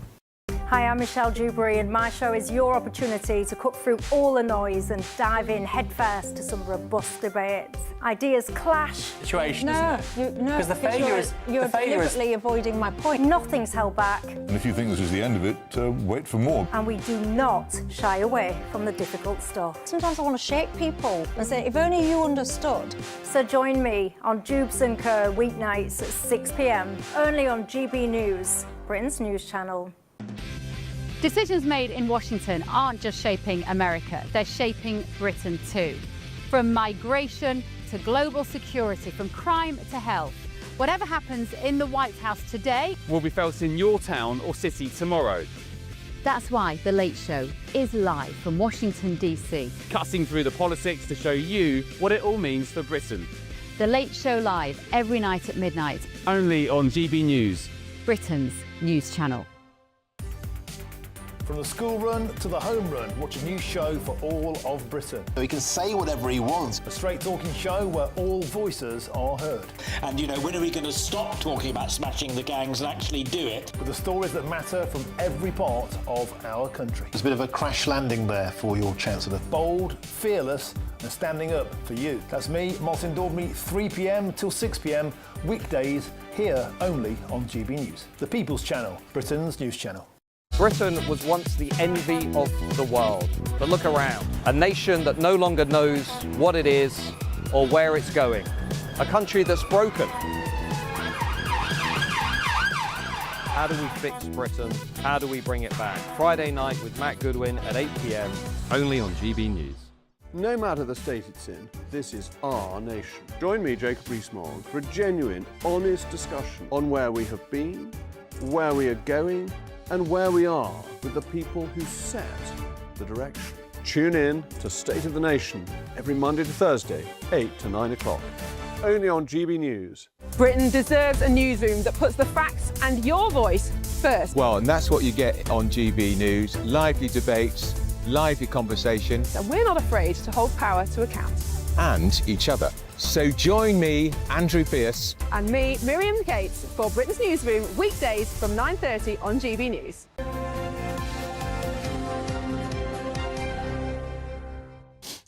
Friend of the programme and pub landlord, Mark Bridgen. Let's go to Mark live, who's speaking to us from Kent this morning. So the Chancellor is saying that you're going to get favourable terms with tax rates and various things like that. You would disagree, Mark? Morning, both. Yeah, I don't think there's too much to celebrate. I still think my business rates will go up. We have no idea exactly what's going to be done, and I'll bet you 50 pence mine still go up. And also, all she's doing is stopping something that's coming in down the line that's going to, she's basically withdrawing what many see as the very final nail in the coffin for pubs. What about the 300-400 that closed last year? What about the dire situation that we're in right now? As you said, friend of the show, it's lovely to see you both, but I wish I wasn't on here so often having to complain about these things and lobby to try and bring around fair business practices for hospitality. So how does the Chancellor convince you otherwise? How does she convince you, oh, no, listen, not me, you misunderstood everything I was going to say? The theory is she's going to launch a £400 million a year raid on a pint, on spirits, on glasses of wine, and you have had last year's tax in employers' national insurance contributions to deal with, and business rates and all sorts of things. So she would have a lot of work to do, wouldn't she, to get you on side? Oh, yeah. A lot of work to do to undo the hundreds of pubs that are closed, and a lot of work to do to undo the many hundreds that are still on the brink of closure. We've got alcohol duty going up 1st of February, 4%. One of our suppliers is only passing on 3.5% raise, but that's another 3.5% increase in one of our largest costs. The employer's NI has been absolutely crippling, over £2,000 a month increase in taxes. That's my earning potential gone. Why does the rest of Europe and Ireland, or the majority of Europe and Ireland, have VAT at 5 to 10%, and our hospitality VAT is 20%? It's these things are crippling the industry. We've been embattled for years now. First it was the utility crisis. And when things improved on that front, we then had, minimum wage hiked by, approximately 10%, and that's happened multiple years now. Then it's the employers' national insurance. In the background on all of this, we've got inflation on everything we buy, which the public are also suffering at home. Everyone knows that their shopping basket just keeps going up and up and up and up and up. Imagine that when you're spending, 20 grand a month on food, and it suddenly becomes 30 or more. We're just, what we believe or what we feel, and what the government also leads us to believe is that, pubs are the very centre of our communities and part of our culture. Well, this government is killing them. It's a never-ending nightmare. And, the optimist in me hopes that, by making this additional U-turn, that maybe she's listening to hospitality, and the VAT change is going to come, and the employer's NI is going to be scaled back. But that's just the optimist in me. The U-turn on the business rates is just holding back the nail, that final nail in the coffin for many pubs. She's got a long way to go to make it workable, but to make the industry viable. OK, well, Mark, we do hope it gets easier for you. Thank you very much, as always, for taking the time out to talk to us. Thank you. I wouldn't want to do your job. Thank you. Always thought I'd love to be a pub landlord, but goodness me, how on earth do you make it work for you? Between that and greedy breweries as well, not even talking about that. Kerry tells us that her local is charging £10 for a medium wine. We can only afford a lemonade now, she's saying. Lots of you getting in touch on our top story today as well. Anita says the only reason that this government is interested in illegal workers is because they do not pay tax. And Daisy makes the point, how many of those illegal workers are actually being deported, or do they just go on to seek asylum? We will try and get some clarity from the government on that a little bit later on. Yes, well, if you are a friend of GB News and you intend to become one, for a limited time, you as a friend could win one of these. This is one of 50,000 GB News bumper stickers, and Ellie was saying she would love one of those on her bumper. Yeah, GB News Radio, Britain's news channel, proud to fly our flag. If you're listening on the radio, that's what the bumper sticker says. You can win one if you become a friend of GB News. Here's how. Becoming a friend of GB News is free. It lets you have your say and be part of our shows every day on TV and radio. Plus, if you sign up by January 31st, you could win one of 50,000 limited edition GB News bumper stickers. To become a friend and for your chance to win, go to gbnews.com/bumper sticker now or scan the QR code on screen. 18 plus, UK only. Full T&Cs at gbnews.com/terms of use. I've always thought the BBC's coverage of Wimbledon was excellent, was spot on. Because you were involved, weren't you? But Wimbledon are warning the BBC to step up their outdated coverage before its deal to cover the tennis tournaments is set to expire next year. Interesting to see what they're going to do with that. Paul back talking about that next.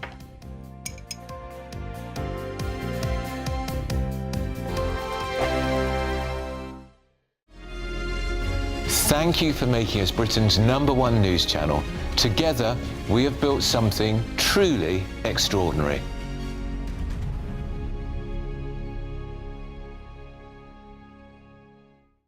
Good morning, this is the latest AI travel news from gbnews.com.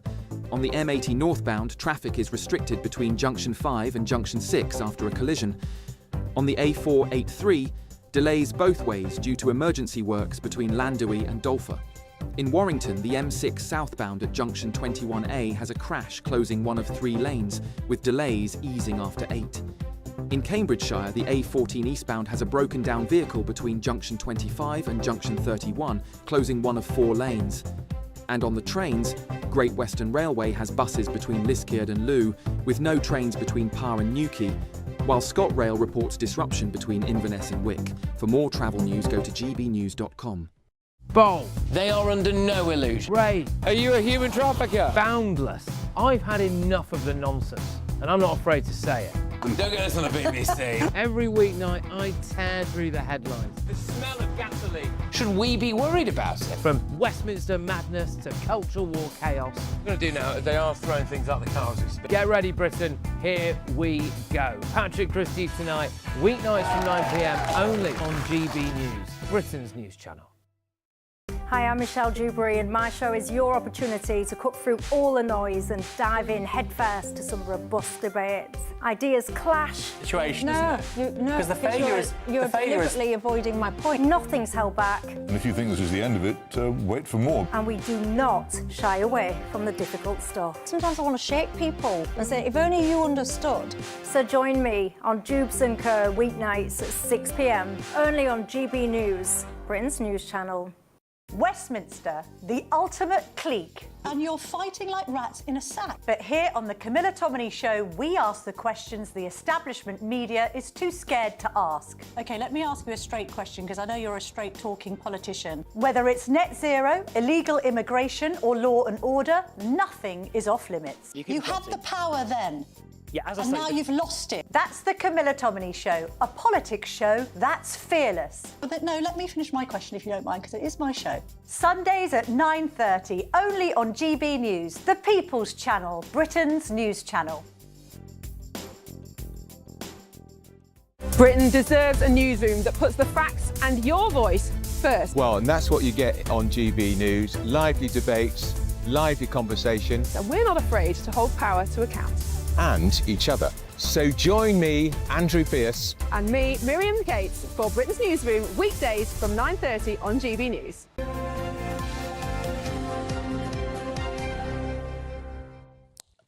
Well, the BBC's deal with Wimbledon is going to end in 2 years' time, and there's talk about refreshing it, maybe more than that. Paul will tell you. Yeah, this is interesting. I saw this in the Times today, and I had a little look into it as well. And they've said that Wimbledon, or the All England Club, have told the BBC to revamp their stale, outdated coverage. Well, could I put that? You may say stale, outdated. I would say traditional and classy. I agree. I absolutely agree. See, the problem with sport, and in my, it's probably now I'm sounding like a dad and looking back at the old days, but sports coverage these days, it seems almost like experts, like you get great ex-players, whether it be football or anything else, suddenly YouTubers are now the experts. Let's bring them in, because they're young and the kids will love it. And it's like, well, actually, is it any good? good? No. Is the quality good? Usually, as you say, Ellie, I think the answer is no. So Wimbledon, they've said to the BBC, you know, revamp it. It's stale, it's outdated. I know what they want. But what more do they want? They're packed to capacity. You can't get a ticket for it. The TV coverage is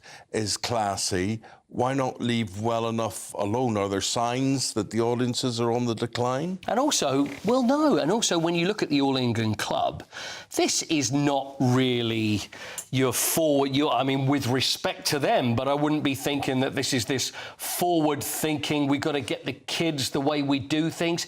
It's known. The thing is, people love Wimbledon for the tradition. Yeah, but that's what's so important. A TV company whispering in their ear. You know what? I think you probably hit the nail on the head, saying, "Listen, we could get you more. Have you seen how the way we do this? We have these young, we'd have these young kids coming in, and then we'll try and revamp it, and then it's going to bring it." It's like sometimes things work, and it's the old don't, you know, if it ain't broke, don't fix it, and that's how I feel about Wimbledon. It's always this pursuit of a younger audience and young people, as if that is the important thing. That's what seems to come first, and then advertisers would say exactly the same. Yeah. And if there is an appetite to attract advertisers and therefore more money, they could go for that. And what age, when it comes to advertisers, actually have the money? Is it the young kids? It's older people, isn't it? Anyway. But, you know, maybe they're looking for 35-year-olds or... What, like me? That sort of age? That sort of age. But I want to mention tonight, Newcastle versus Manchester City. This is an interesting one. So it's the Carabao Cup semi-final. The other one is Chelsea and Arsenal. Now, Antoine Semenyo, who played at Bournemouth and is signed for Man City, he made... See what you think of this. He played for Bournemouth in the same competition in August... when they were beaten by Brentford, and he's now allowed to play for Man City in the semi-final. Well, why would he be allowed? Because that would be just normally a no-no. Yeah, it's cup-tied. Well, you'd think it was cup-tied. Well, apparently, Rule 6.4, because I was looking at my rule book earlier, this season, a registered player shall be permitted to play for up to 2 clubs in the competition in a season, provided it is in different rounds. I mean, how is it the same round? We're going to play in the same game? Provided it's in different rounds. It's stupid. And Eddie Howe, manager of Newcastle, says he's not a fan of the rule change. Surprise, surprise, he's going to play against him. I have to say, it's one rule change I probably wouldn't be supportive of this current moment. It was nice to find out the rule had changed after finding out that he'd actually signed for them. So it's the old cup tied. That's another rule that's out the window. Birthdays? Yes. Would you like to play? Yes. Right, OK, we've got some sporting birthdays for you today, some good ones as well. You know who that is? Oh, I know him. It's Max Whitlock. Max Whitlock, 3-time Olympic gold medalist. See, Max... He won the pommel horse, Tokyo 2020. Pommel horse again, that's him on the pommel horse, which, by the way, was an old Roman thing, because Romans used to practice getting on a horse with a little fake horse, and that was where the pommel horse came from. Fun fact. There you go.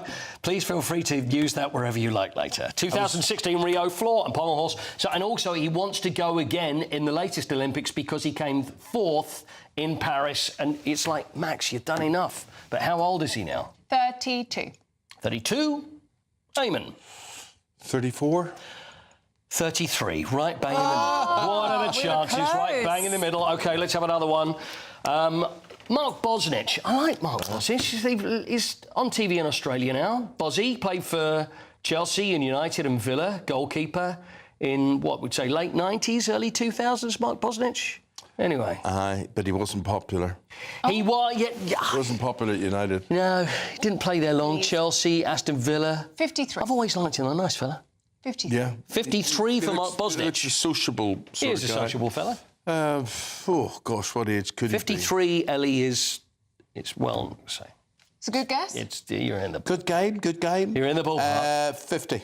54 for Mark Bosnich. That was a very good guess. Let's go with Stephen Hendry. Stephen Hendry, 7-time snooker world champion. How old is Stephen Hendry today? I think we probably remember him being a kid playing at the Crucible. I bet when he was a kid, that you were probably doing it then, weren't you? I was probably what? You were probably doing the show then, weren't you? The snooker when he was a kid? Yeah. I went to his house in Portugal and he had a swimming pool with a snooker table on the tiles on the bottom. Nice. Nice. Do you ever go to anybody famous's house yourself? No. I've been to your house, but when you're asking for famous people, I'm not really sure. Is that a modern picture? Yes, it is. Right, I'm going to put him at 56, 7. 57.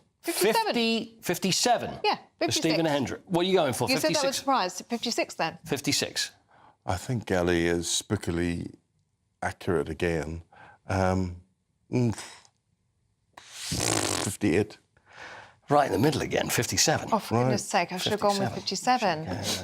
Right, one more. Can I just say, I think I should get an extra point because I don't actually know who any of them are. Well, yeah, it's got to be on the money. Look, you know Suggs, don't you? Yeah. Suggs, for lead singer of Madness. Legendary Suggs, Ray McPherson. Suggs, how old is Suggs today? I'd say 65. 65 for Suggs. I'm going to go older. I'm going to go 70. Eamonn, you win. 65. 65. Well done. Suggs, big Chelsea fan.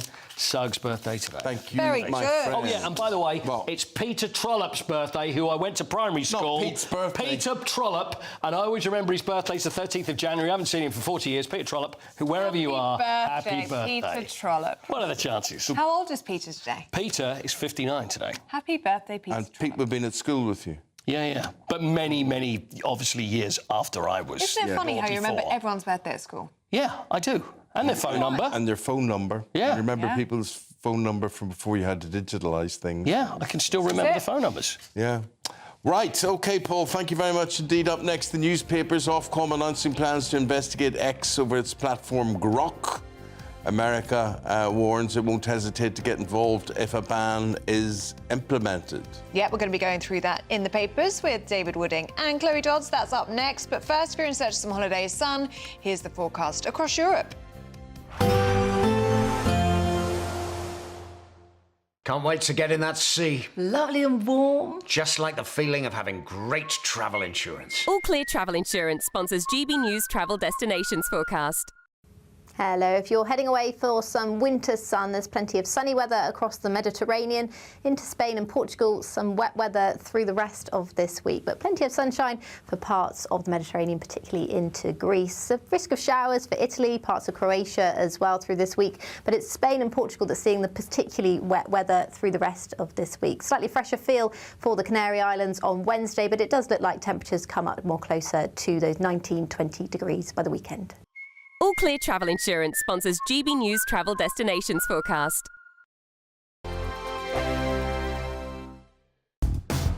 Do you trust what you're being told? Good, because neither do I. Those are just facts. I'm Alex Armstrong, and on my show, we'll expose the spin. Well, I want to answer that because you didn't let me last time, because you always speak over me. The broken promises. To deny that is denying the truth. And the hypocrisy. Stop. You think we can allow? Politics, policy, parliament.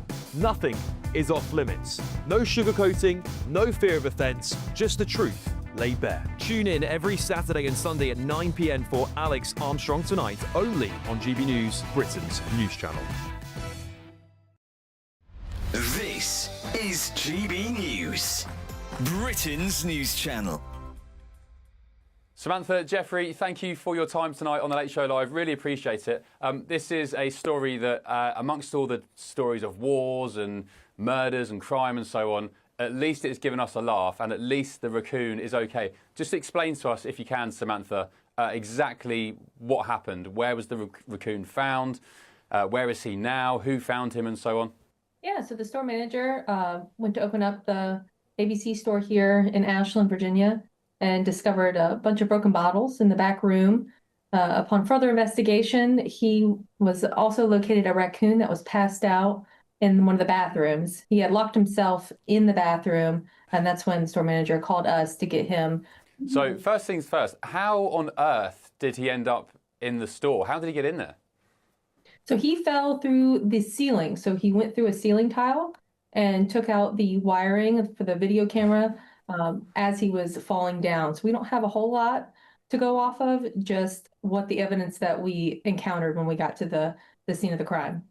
So he fell through the ceiling, and I guess he landed on, because there's pictures here we've got of bottles of, I think it's whiskey, just strewn all over the store. So he must have fallen through the ceiling onto the shelves, smashed all the bottles, and then I guess from there thought it was going to be a great idea to, lap up all the alcohol on the floor?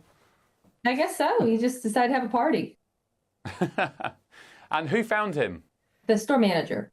And what was their reaction? Have you spoken to them? What were their first sort of comments to you when I guess they called you to report the raccoon passed out in the bathroom, right? Yeah, they were a little bit distraught. They didn't know how to get him out. They obviously did not want to pick him up themselves. So that's why they called us for assistance. GB News, the People's Channel. Britain deserves a newsroom that puts the facts and your voice first. Well, and that's what you get on GB News. Lively debates, lively conversation. And we're not afraid to hold power to account. And each other. So join me, Andrew Pearce. And me, Miriam Cates, for Britain's Newsroom, weekdays from 9:30 on GB News.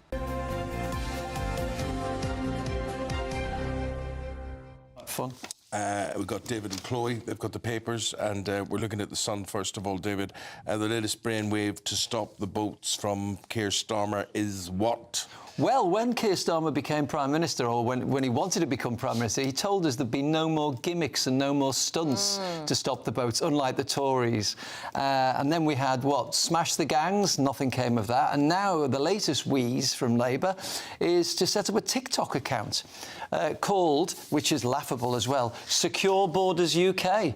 Where do they get that phrase from? What role would that play? Well, the idea is to press real information out there for would-be illegal migrants to say, if you come into Britain, you're going to be arrested and kicked out. And there's video clips of people being arrested, detained and deported, which, of course, how many does that happen to?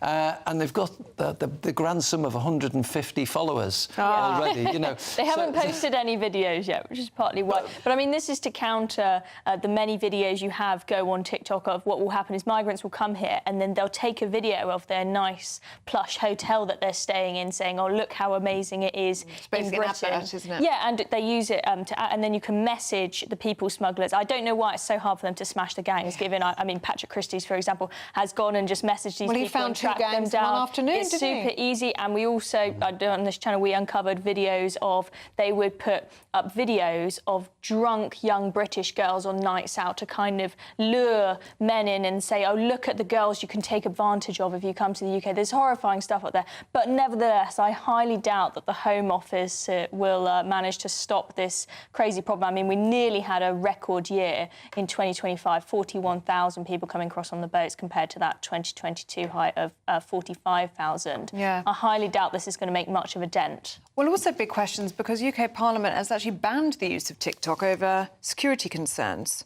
And yet we've got the Home Office now opening up an using account. it, yes. Yeah. Again, this brings into discussion the whole business of Britain and China and how we're kowtowing to China because we need them for their trade. But the real nub of this story is that the only way to stop the boats is to have a proper deterrent. And as it stands, the only people who are really offering something are the Conservatives and Reform, who are saying we will leave the ECHR now. I mean, that might not be an easy thing to do, but at least it will stop these judgments which are allowing people to say the law. Something that affects everybody's pocket in real life. And it's front page of the Express today, and they call the net zero push a fantasy. And they're asking that the government tells the truth about what this is actually going to cost us all.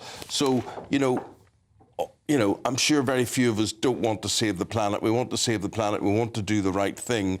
But we've already talked today about 1 minute we're told diesel's the right thing, then we're told it's not the right thing, is electric the right thing? What's this story about, Chloe? So the IEA, the Institute of Economic Affairs, they've done a report suggesting that the total cost of net zero to 2050 could be a whopping 9 trillion quid when you take everything into account, which is a completely insane figure. And regardless of whether that figure is correct or is a slight overestimate, I think what we can all agree on is that we are probably being lied to about the true cost of net zero. We've been told time and time again, this is something that's going to save us money. Your energy bills are going to come down. That's what they've used to justify this policy. But the reality is Labour, they were wrong to, before the election, tell us that we could go for net zero and go for growth at the same time. It's one or the other, to be honest. And the reality is that net zero, even if it pays off in the long run, it is going to cost us a heck of a lot before it can ever possibly pay off. So, David, is it worth it? Well, it probably is worth... It's a hard one, isn't it? It's worth cutting our emissions, definitely.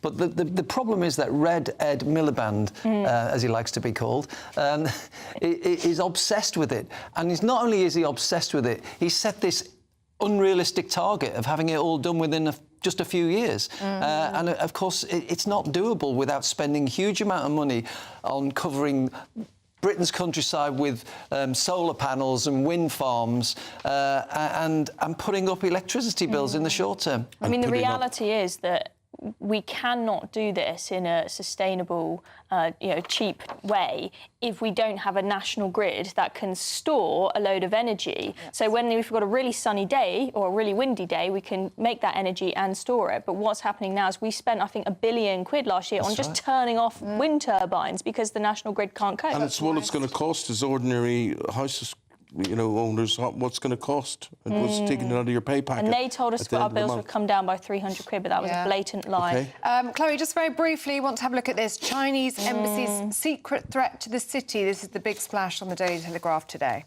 I cannot underestimate how terrified I am of this. This is obviously... Well, I've news for you, it's not going to change. If Starmer approves this is just a green light to Chinese espionage on an unimaginable scale. And think how much power this gives them, right? If in that basement they have got access to those huge fibre optic What part cables. does that give us with China? Because that's what he's looking at doing.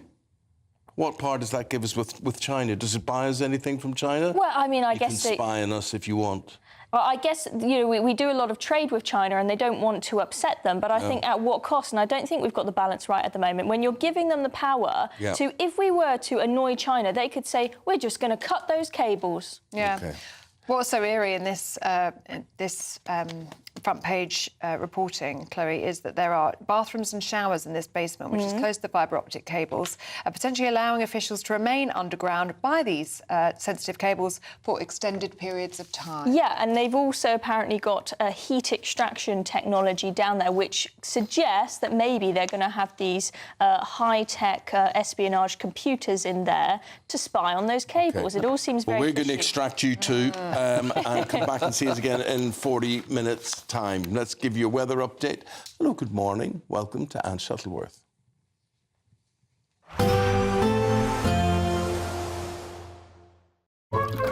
Warm and cosy, with a chance of zero visibility.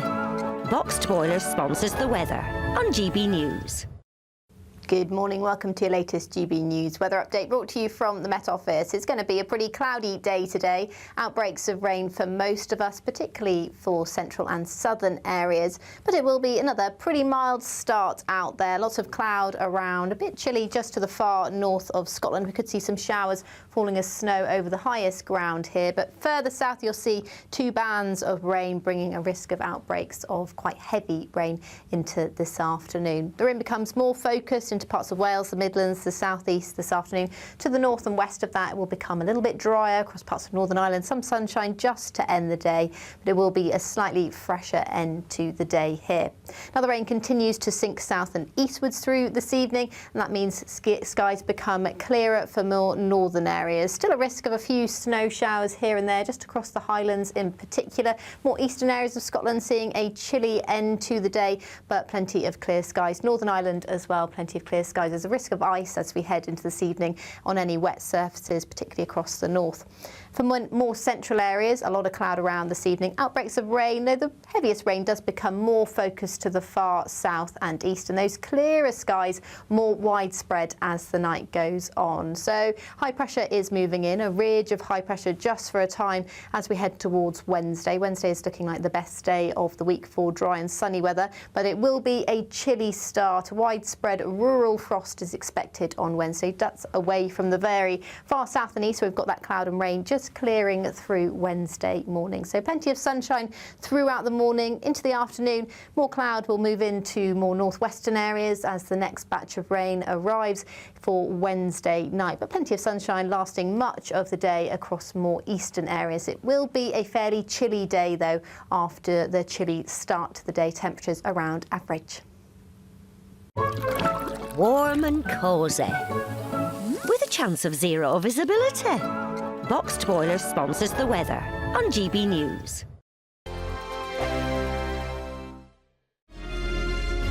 Thank you, Britain, for helping us reach 10 million followers across our social media platforms. We're truly honoured to have your trust, one follower at a time.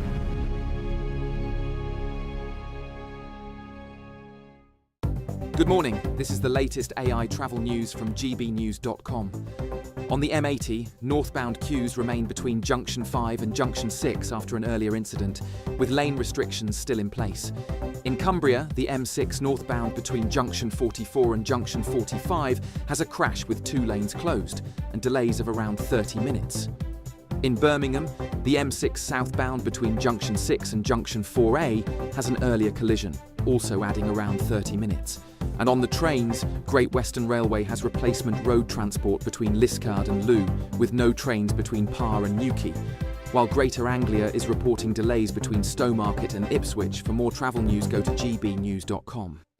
There's just 3 weeks left to grab your chance to win our biggest cash prize to date. An incredible £85,000 in tax-free cash could be yours. Cash to make 2026 the year of yes. That's yes to holidays, yes to treats, yes to making all of those dreams come true this year. Just make sure you don't miss out. For another chance to win £85,000 cash, text cash to 63225. One entry costs £2.50 plus one standard network rate message, or text bonus to 63225. 5 entries cost £5 plus one standard network rate message. Go to gbnews.com/win. Entries start at £2.50. Call 0903 686 3232. Calls cost £2.50 plus your network access charge. Or post your name and number to GB18 PO Box 8690 Derby DE1 9TT. UK only. Entrance must be 18 or over. Lines close at 4 p.m. on the 30th of January. Please check the closing time if listening or watching on demand. Good luck. At GB News, we love to hear from you, our loyal community. So drop us a line at gbnews.com/yoursay. There you can talk to each other and also to the presenters live on air. gbnews.com/yoursay, because GB News is your channel, Britain's news channel. Join me, Nana Akweer, for an informative, interactive news programme with a difference. It's fun. No, he didn't say that, though. I'm so surprised. I think there's an element of truth to that. Join me from 3 p.m. every weekend, only on GB News, Britain's news channel. In the GB Newsroom, we bring you the news as it happens. With our team of dedicated journalists across the UK, we're ready to keep you up to date with what's happening every half an hour, every single day. Bulletins here on GB News, the People's Channel, Britain's news channel.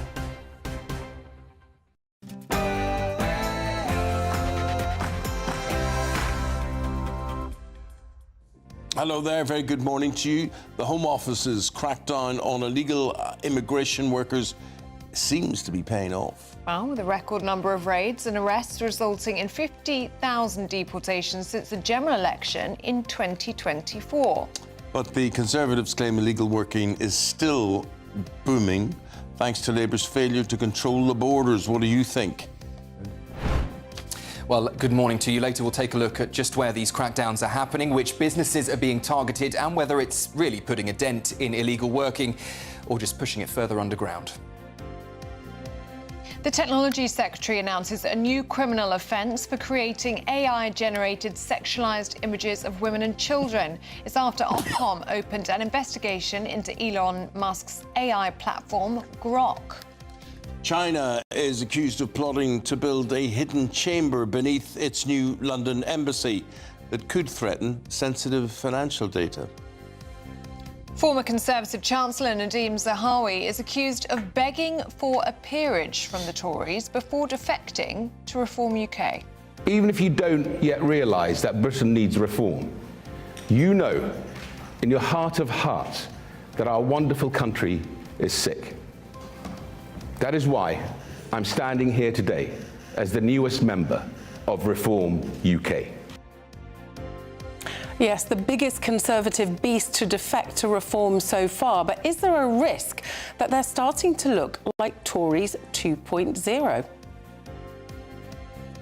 Barbie have launched an autistic doll in a drive for diversity.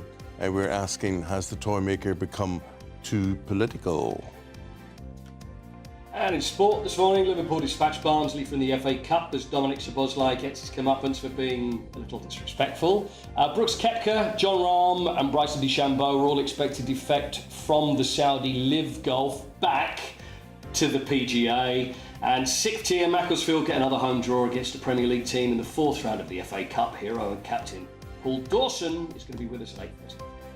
Good morning. It's another mild one out there. It will be chillier this evening, however. I'll have all the details for your latest forecast a little later on. Very good morning to you on this Tuesday morning. Thank you for your company. I'm Eamonn Holmes. I'm Ellie Costello, and this is GB News Breakfast.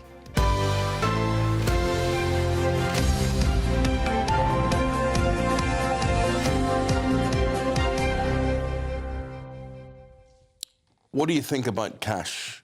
Going to places and being asked for cash. I mean, I'm used to it at barbers.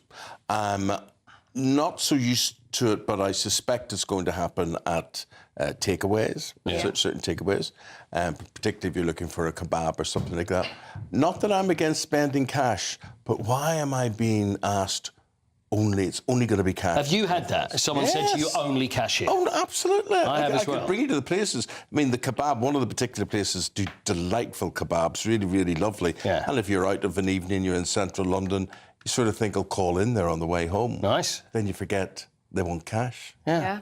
I like to have cash on me at all times. I think it's good. I agree. But I don't seem to do that anymore because of, like, phone and you pay with everything. I always like to have cash, but I don't seem to, for the first time, I'd always have my wallet in my back pocket and, you know, you think, something feels wrong, but now I don't seem to carry it. I was always influenced by my own dad. My dad always had cash in his front pocket. Yeah. And, you know, so he would reach for it. He would always have it there. And in a wallet, in a clip, cash. You just go pull a wallet out. Yeah, just pull a wallet. Nice. Yeah. I know people think, Do you deal with cash at all? Is there anywhere you go which would be cash only? You know what?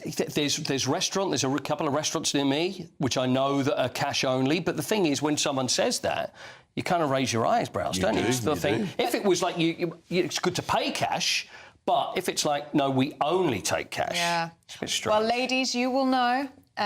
Beauty treatments a lot of the time, it's cash only. Is it? Beauty salons. Is that right? Yeah, so I usually have to take out a wad and then go get my beauty treatments done. Anyway, let us know. Well, working on this story this morning, gauging your reaction, our presenter Sam Francis with the very latest on this. Are you a cash or card person, Sam? It's a good question. I very rarely take out a wad of cash and go to get beauty treatments. Just a haircut, keep it simple, £15 a time. Anyway, let's take a look then at the details behind the headline today. Immigration raids up since Labour have been in power, 77%, leading to an 83% increase in arrests. That as officers are enforcing their crackdown on what ministers have described as dodgy businesses. That could be nail bars, Ellie's beauty treatments, barbers and takeaways, basically where people are believed to be working illegally. Now, when it comes to numbers, in total, more than 17,400 raids have taken place, leading to that 83% increase in arrests, 12,300 to be exact, all helped by the government's backing of £5 million to support their enforcement teams. Now, where are the hotspots? Well, London, the West Midlands and the South West, the capital in particular, seeing a 50% increase in arrests, some 2,100 in the last 12 months alone. When it comes to feedback from the government, well, the Home Secretary has issued this statement. She says there is no place for illegal working in our communities, adding that she says we have surged enforcement to record levels in British history, adding there is nowhere for migrants to hide.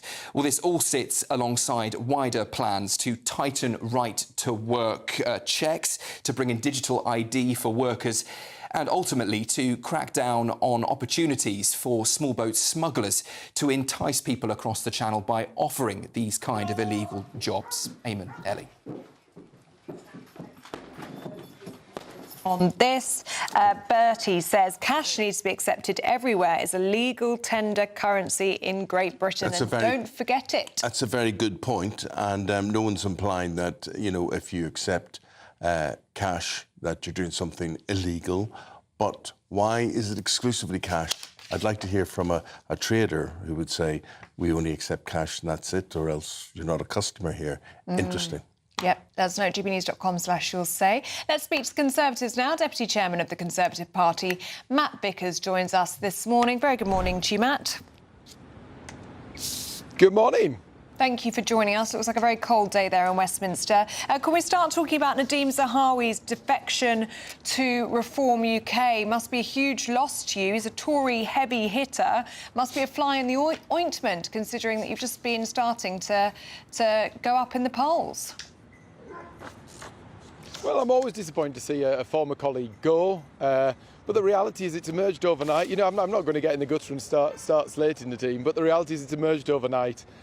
People at home are reading about the fact that this is someone who was begging Kemi for a peerage in recent weeks, and she didn't give him one. He's a guy who said he feared living in a country ran by Nigel Farage.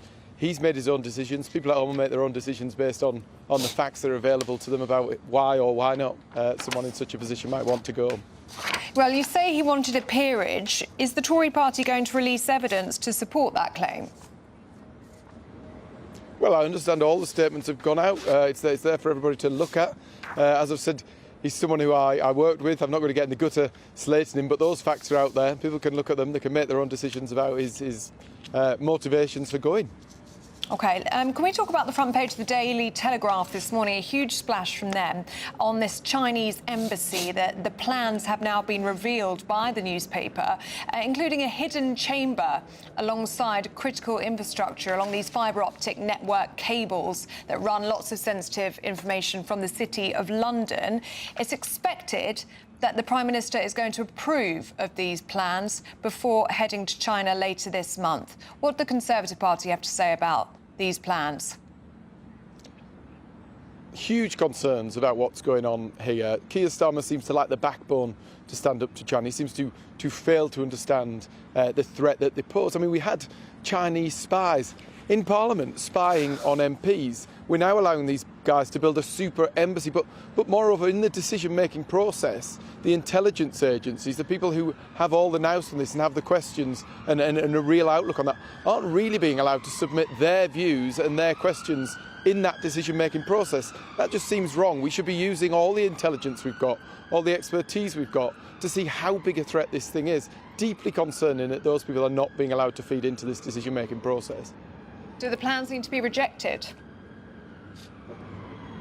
I think we've got to really look at this. I mean, there's talk of a secret room on the plans next to fibre optic cables. It seems like a deeply concerning approach that we aren't making the best use of all the intelligence available to us in that decision. Very concerned that this thing is just getting waved through. How concerned are you about illegal immigrants caught working in this country? How far would you go in terms of punishments handed out to them? So we're deeply concerned about what's going on there in terms of illegal working. We believe that anybody caught working illegally should be deported, that the wages that they've managed to get out of that work should be taken from them and used to help remove them from the country. The reality is the government's putting a good spin on numbers today, but the last figures from the National Crime Agency said that 84% of interventions were not high impact, and that actually the numbers were down 16% in their last annual report. So there's different ways to use stats. The government are using them to their best advantage, but the reality is we should be arresting a lot more people who are working illegally, because there are a lot more people coming into the country illegally. The last government made lots of mistakes on immigration, but the reality is that since this government came to power, the number of people arriving in this country illegally is up 50%. There are more of them staying in hotels, and of those people arriving in the country illegally, less of them are being removed. It's all going the wrong way. We need that deterrent back. If you break into this country, if you enter illegally, you should be detained and you should be sent back to wherever you came from. But Matt, the immigration enforcement raids are at the highest level in history now in this country. Surely the government is going the right way. Well, we want to see that position. We want to see more raids. But the reality is, the National Crime Agency is saying that they were down. They're saying that these are not high impact raids. We want to see more. We want to see the government invest more in those raids. I'm not as convinced that the story is as positive as is being spun.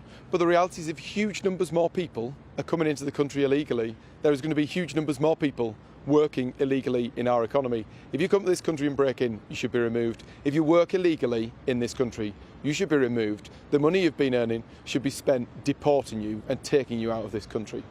Yet the record year for people crossing the Channel was under your watch, the Conservatives' watch, back in 2022. It wasn't a good picture, a pretty picture in 2025 either, at 41,000, but yet the largest number of people crossing the Channel was under your watch. And now the government is here saying that the number of raids have soared by 77%. It does beg the question, doesn't it? Why weren't you taking similar measures when you had record numbers of people crossing the Channel? So I think the last government got lots of things wrong, but the reality was the only reason the record is not at its highest level this year is because of the weather. Since this government came to office, it removed that deterrent. So their view is you tinker around the edges. Our view is, under Kemi, we've looked at this, we've seen what's gone wrong. We say you leave the ECHR. If people break into this country, no ifs, no buts, you should be removed. OK, Matt Vickers, as always, thank you for joining us on GB News Breakfast. Thank you for your time. Thank you, Matt. We'll leave it there. Time 12 minutes past 8 o'clock. A very good morning to you, and thank you very much indeed for your company. The government spokesperson said in reply to all of this, national security is our first duty, and government security experts have been involved throughout the process. As the Home Office and Foreign Office have previously set out, all the security implications of the planning application have been identified and addressed. And there's more.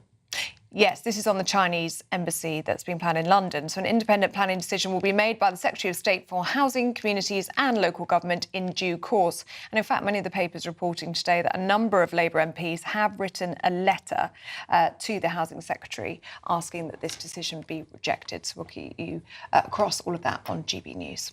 Well, let's speak now to our chief political correspondent, Catherine Forster, who joins us now. I was listening across to Matt Vickers talking there. What did you make of what he had to say, Catherine? Well, just on the Chinese embassy, first of all, I think the revelations in the Daily Telegraph are really quite incredible. We do expect a decision in the coming days, but it shows this secret room. They've got hold of the redacted drawings, this secret basement room, and also plans to demolish and rebuild an existing wall down there. Now, this is literally this wall, 1 metre from critical fibre optic cables at the heart of the city, taking huge amounts of very sensitive information. I think it's understandable why there is a lot of concern. Now, the government is saying the security services and everybody are happy with this, but Alicia Cairns, the Shadow National Security Minister, has said it is a launch pad for economic warfare. So I think there will be a lot of pressure on Steve Reid from people who are concerned, the Housing Secretary, but also the government's official line is that this is absolutely fine. Worth saying, this is a decision that has been kicked forward and forward and forward, but it sounds like it's coming soon. Now, Catherine, you made the moment of the Reform press conference yesterday. Let's have a little listen to the question that you put to Nadeem Zahawi. Catherine, good on you for digging out a tweet from 11 years ago. But all I would say to you is if I thought this man sitting next to me was in any way had an issue with people of my colour or my background who have come to this country, who have integrated, assimilated, proud of this country, worked hard for this country, paid millions of pounds in taxes in this country, invested in the country, I wouldn't be sitting next to him. And I think he wouldn't be sitting next to me either. Quite. that was Nadine Zahawi's reply to my question. And what the question was that one of our digital team found a tweet from him where he said, "I am not British-born, Mr. Nigel Farage. I am as British as you are. Your comments are offensive and racist. I would be frightened to live in a country run by you." So I asked him, given that tweet, why the change of heart. That was his response. Nigel Farage pointed out that is a tweet from 2015.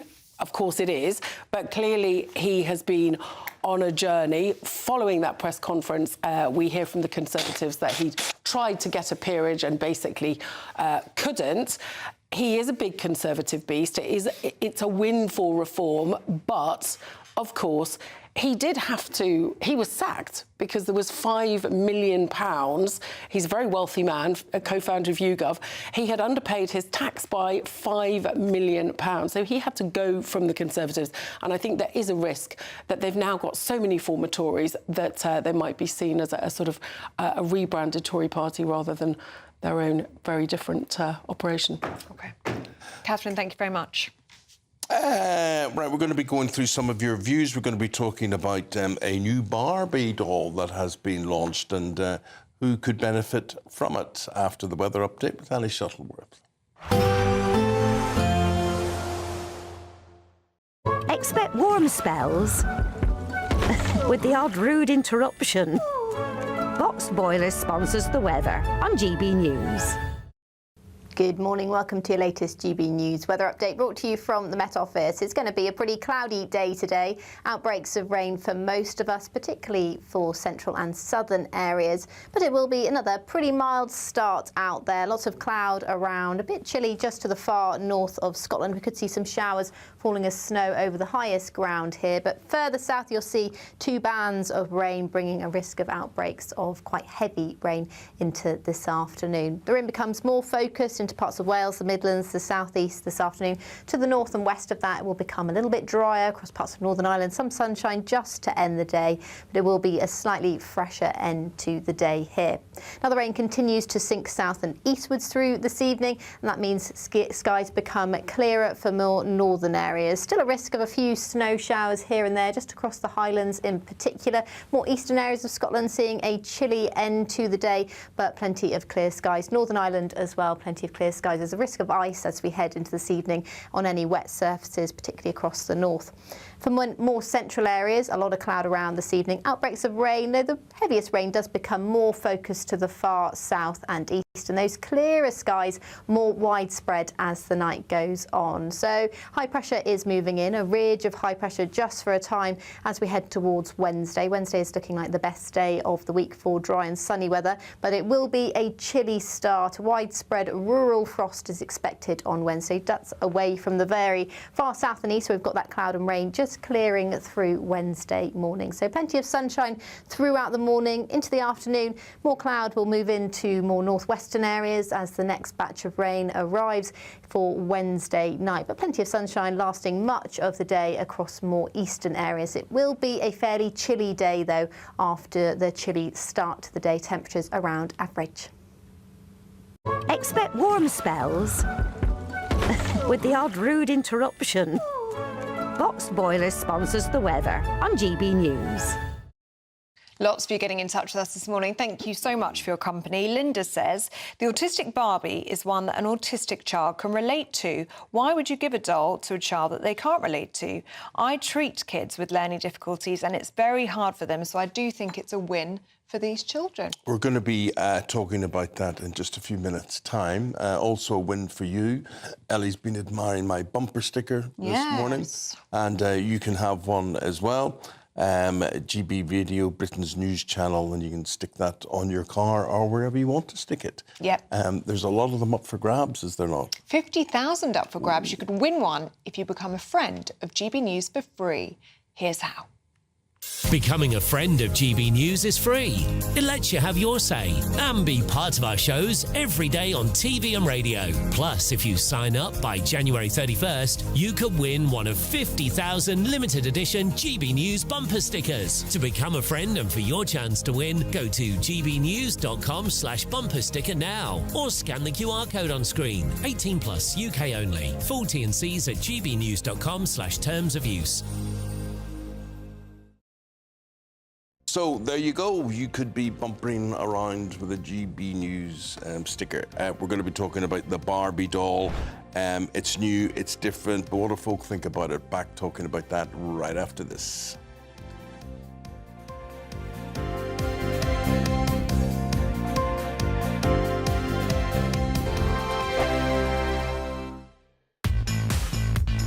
Five hosts, 5 opinions, 5 fearless debates, 5 unfiltered takes on the day's news. 5 reasons not to be anywhere else on Saturday night. This is the Saturday 5. You got me. You got me good there. Britain's biggest Saturday night TV show. It's not a bad brand. Yeah. Uncensored. Very, very racy tonight. On the unpredictable. What did she say? Can you translate it for us? And always entertaining. And how can a country go from being led by William Wallace Saturday nights from 6 p.m. only on GB News, the People's Channel. Britain's news channel. You're going to want to stay tuned, trust me. Martin Daubney, weekdays from 3 p.m. Well, you're absolutely right. Spot on. I couldn't help feeling that perhaps it was actually just a joke. And they were going to come back in 2 years' time and say, we took you all in. It was, in fact, a joke. Now we're going to produce something more serious, because it's absolutely hilarious and ridiculous. Commercial suicide, I described it as. Well, the individual behind it is no more. What would you like to see from the brand? Presumably not people with asymmetric haircuts in pink dresses with sledgehammers doing precisely zero to do with cars. Well, again, absolutely, you're spot on. I mean, it's just totally unrelated to cars at all. There wasn't even a car in the advert. Jaguar was built on style, and that brought passion for cars. That's what made them different. I remember many years ago, a Jaguar executive in the States saying to me, people say, I like my Mercedes, but I love my Jaguar. It's all about passion. Style engendered that. That's what we've got to have. We need to see a proper, more traditional, stylish, real Jaguar that can build on the brand and heritage of the past. OK, Philip Paulson, I'm going to put you on the spot now. If you're in charge of the next Jaguar advert, what would it look like? As diametrically opposite and different as it possibly could be from what they produced.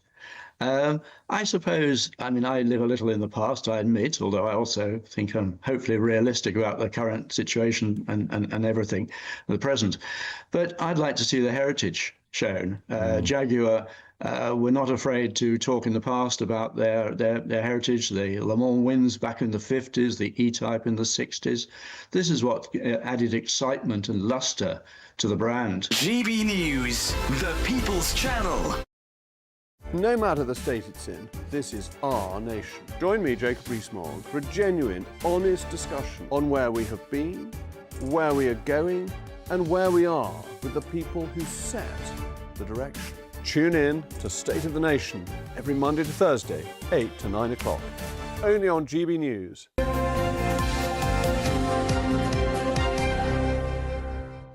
Welcome back. Just time to tell you about the Great British Giveaway. It truly is great. £85,000 in tax-free cash, all up for grabs. Here are all of the details that you need.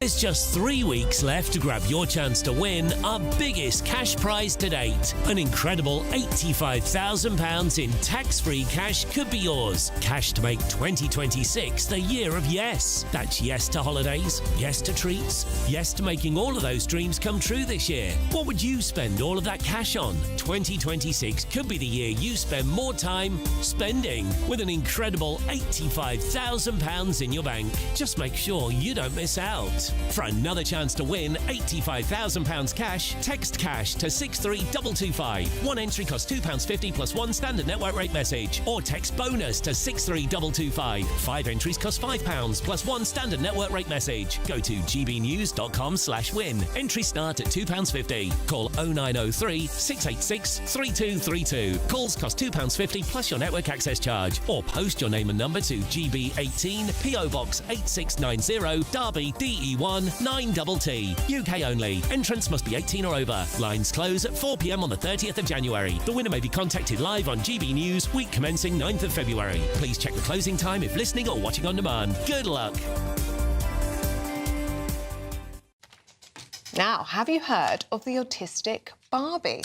Well, made by Mattel, this latest offering in the Barbie brand launches a new neurodiverse doll. Yeah, but lots of people reacting to this, saying it's too political and even virtue signalling. We're asking this morning, has Barbie gone woke?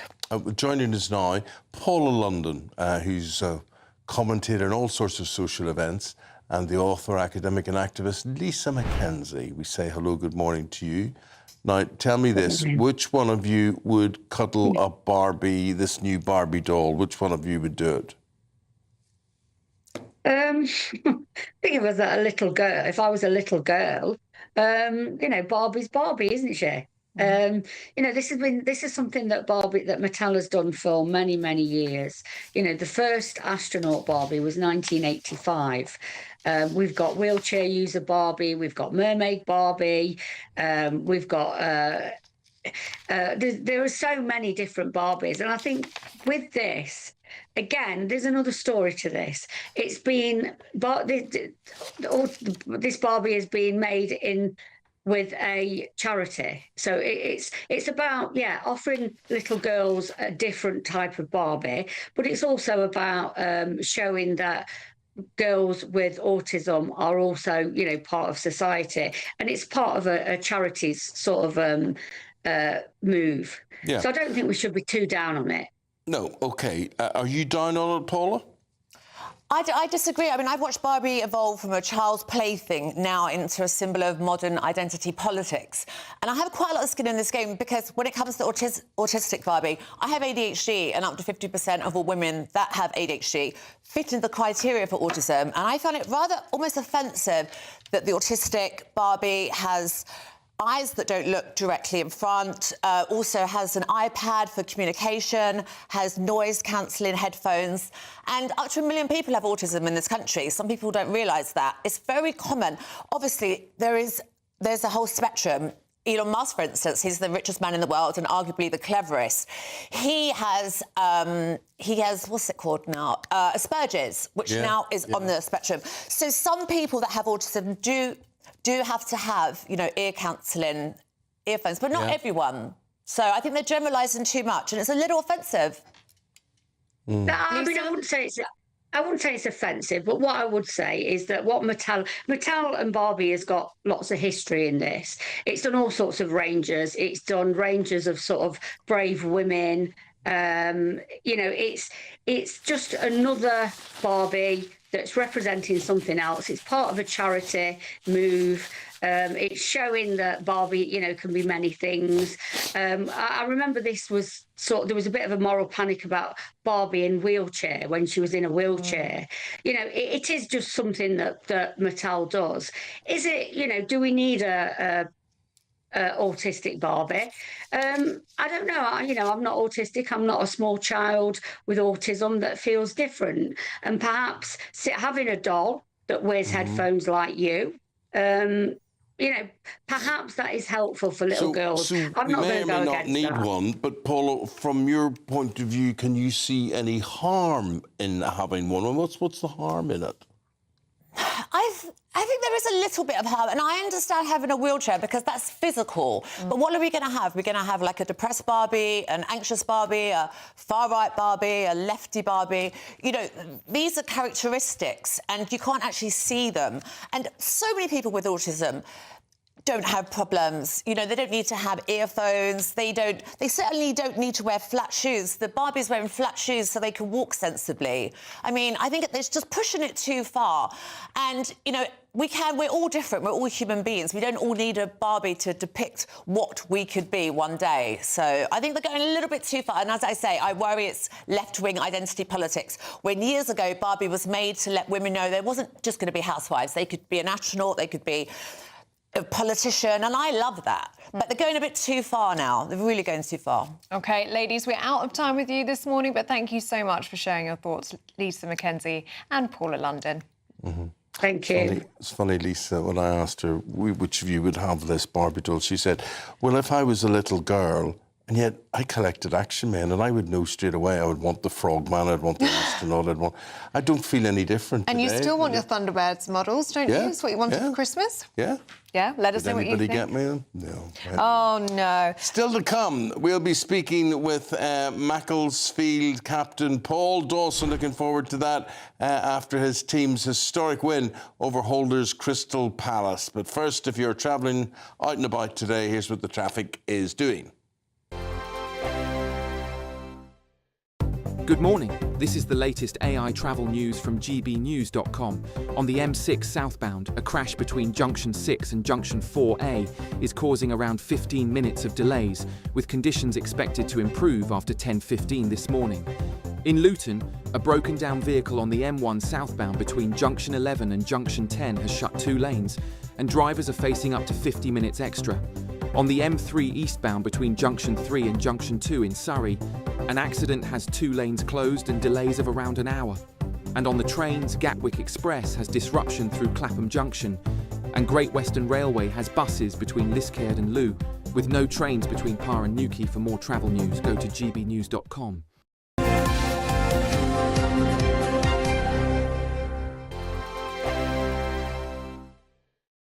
Westminster's full of talk, but out here, it's the real world.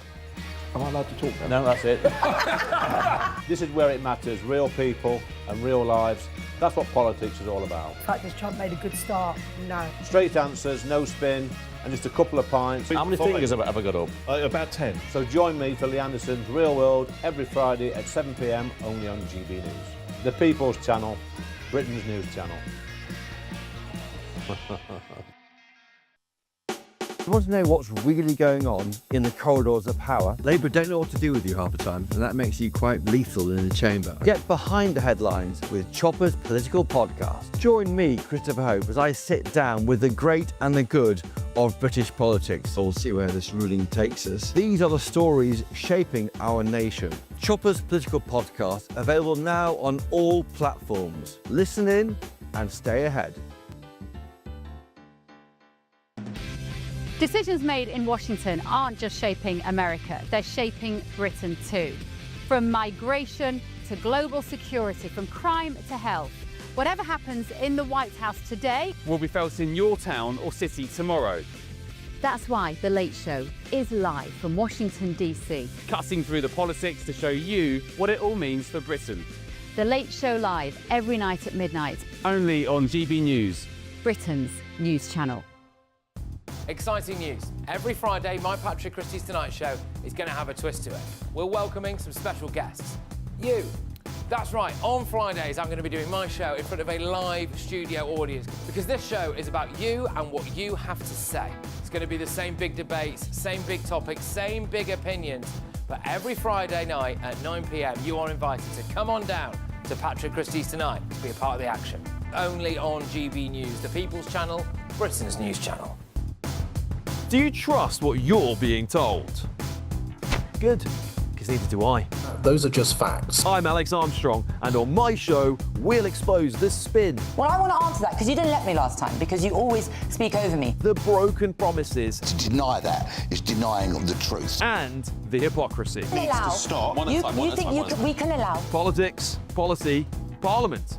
Nothing is off limits. No sugarcoating, no fear of offence, just the truth laid bare. Tune in every Saturday and Sunday at 9 p.m. for Alex Armstrong Tonight, only on GB News, Britain's news channel.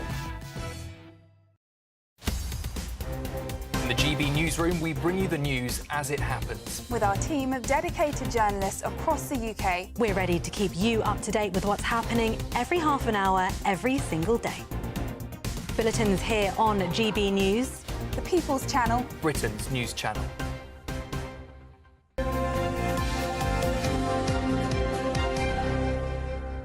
Just talking about the latest football news that's heading the back pages this morning, and you know we now believe that Michael Carrick will be the next chosen one at Manchester United. Interim. Well, certainly till the end of the season. I mean, Yeah. that's a good attraction he's got for that. But I was surprised that it wasn't Ole Solskjaer. Oh, yeah.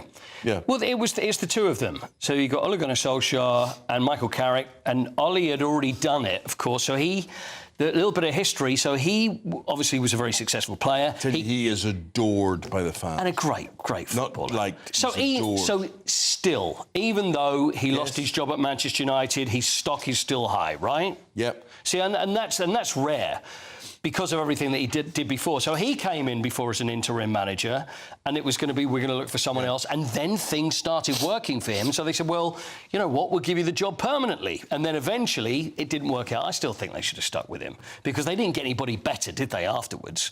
So then he disappeared. So now we're at the point where Ruben Amorim's been fired, and they've got Darren Fletcher, who's the it's so confusing. Interim, and now the interim is not going to be Ole Gunnar Solskjaer, but it looks like it's going to be Michael Carrick. Now, Michael, but you would have gone with Ollie, right? Again. Oh, personally, I just think there's nothing wrong with Michael Carrick. And Michael Carrick's a very conscientious fella, very talented guy. But I just feel sorry a bit for Ollie to have been called for interviews for this job. It's a bit bizarre, isn't it? And then not given it. And he is just folklore, he's legend. See, what do you think happens in a manager interview? I always wonder that, because they're really well known. These are people that you know everything they've done because they're all over the TV, every club that they've worked with. Does the chairman go, so what do you think you can do for us? Well, good football, and you know, I think we'll win. Who would you sell? I know. I guess they still do that. What money would you need in the transfer market? So maybe that's it. But for an interim, and basically, would they still do that? Owners nowadays are going to be saying, you do understand that you won't make any decisions, we will. You know what, that's it. Yeah, don't get too big for your boots. Can we talk about Macclesfield? We can talk about Macclesfield, because Macclesfield have now drawn... they've now got a draw now in the fourth round of the FA Cup, and they are going to be playing Brentford after they beat Crystal Palace. So we're very excited about that for them. Yes. I mean, it really is a fantastic story, what Macclesfield have done. So everybody was waiting for the fourth round draw, which happened last night. Are they going to draw someone? Because they really wanted someone, they wanted a really big team with respect to Brentford. I mean, they're doing very well. They're fifth in the Premier League. But I think they wanted to draw like... Not a glamour club, though. Yes. Do we had... listen, I'm very excited about this, because after the game, and we've got the captain of the side, who not only did he manage to score the goal, but also he got his head in a bandage, and his head probably feeling a little sore right now. Paul Dawson is with us. Morning, Paul. Morning. How are you feeling? I mean, what hurts more? Is it probably the head from the celebrating or the head from the injury on Saturday? I'm all recovered from both sides now. No, I'm not feeling too bad. We've got a game tonight, so yeah, I'm all recovered. Now, how have the last 3 days been? Because it's just been incredible. Everybody's wanted to speak to you. Everybody's been behind you. It's just an incredible story. Yeah, it's been very hectic, shall we say. It's been very full on. Yeah, I've had a lot of messages from family, friends, people that I used to work with. Yeah, and it's been very overwhelming. Paul, it's Eamonn here. If thinking back to last night when the draw was being made, what did you think when the Brentford name was drawn out of the hat? Be honest. No, I was absolutely over the moon. I'm not going to lie. Obviously, I did want a Liverpool, a Man City, and Arsenal, Chelsea away.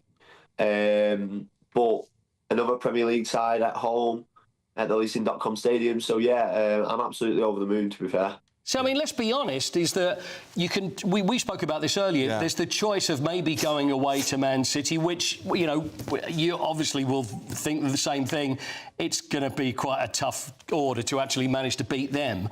But after Crystal Palace, now you've got Brentford at home, there's every chance that you can do it again. Well, yeah, like I say, obviously not many teams want to come down to us and play on a plastic pitch. In front of our fans, like our fans get behind us every week. So yeah, we'll definitely be going into the game with confidence. But yeah, I can't wait. We were all excited, and none of us knew that Wayne Rooney's brother was your manager. Does Wayne pop in?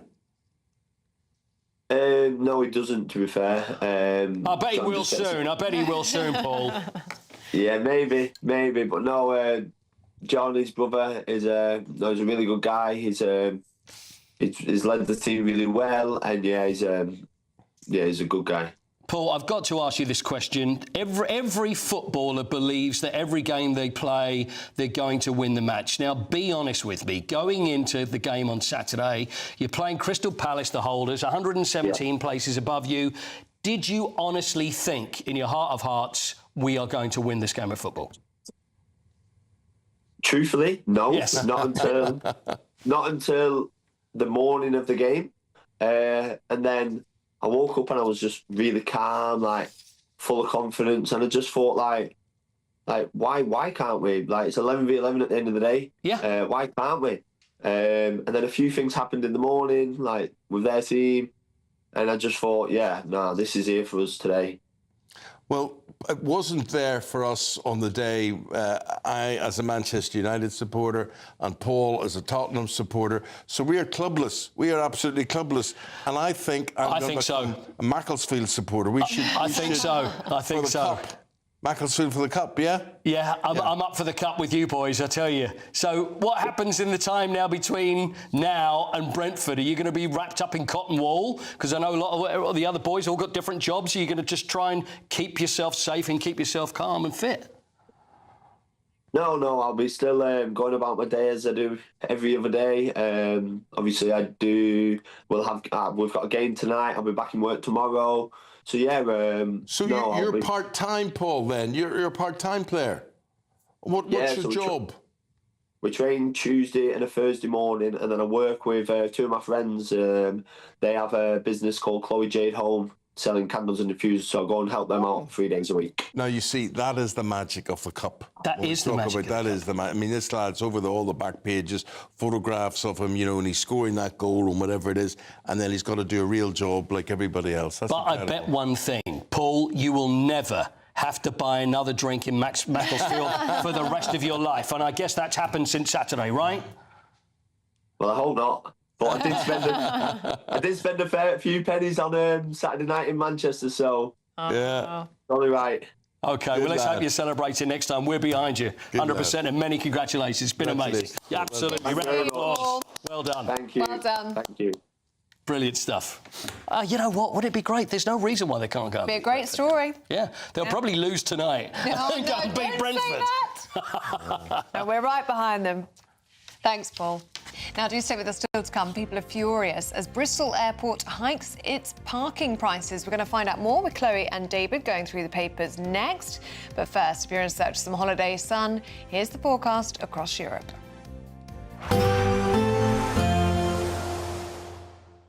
Dinner under the stars tonight? That reminds me of our travel insurance. You mean All Clear Skies? All Clear Travel Insurance sponsors GB News Travel Destinations Forecast.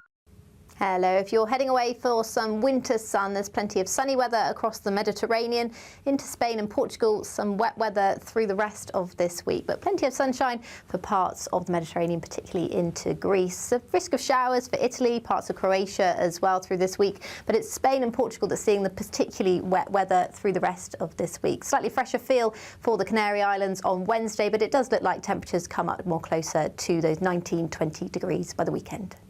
All Clear Travel Insurance sponsors GB News Travel Destinations Forecast. Westminster, the ultimate clique. And you're fighting like rats in a sack. But here on the Camilla Tominey Show, we ask the questions the establishment media is too scared to ask. OK, let me ask you a straight question, because I know you're a straight-talking politician. Whether it's net zero, illegal immigration or law and order, nothing is off limits. You had the power then. Yeah, as I and say, now you've lost it. That's the Camilla Tominey Show, a politics show that's fearless. But no, let me finish my question if you don't mind, because it is my show. Sundays at 9:30, only on GB News, the People's Channel, Britain's news channel. Good afternoon, Britain. Weekdays from midday. The University of Bristol has been threatened with legal action by a leading academic who led a recent government review into sex and gender data collection. Well, Professor Alice Sullivan claims her freedom of speech was restricted after a talk she gave was disrupted by a trans rights protest. Protesters actually scaled the walls of the building. We were in a first-floor lecture theatre, and they climbed the walls in order to bang on the windows and sort of howl through the windows. It felt incredibly surreal in there. It was like some kind of zombie apocalypse. And they were setting off fire alarms to very loudly disrupt my talk. Eventually, we had to all move to another lecture theatre. And I learned afterwards that people trying to attend the talk had been severely disrupted by protesters who were not asked to stand behind barriers or anything like that. They were just allowed to intimidate and obstruct people who had come to hear me speak. It sounds like a fairly severe dereliction of duty on behalf of the university.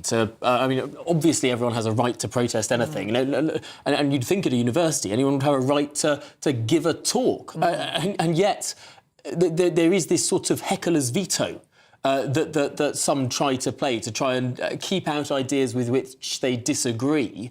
I mean, it seems to just go against the fundamental ethos of what higher education should be in this country.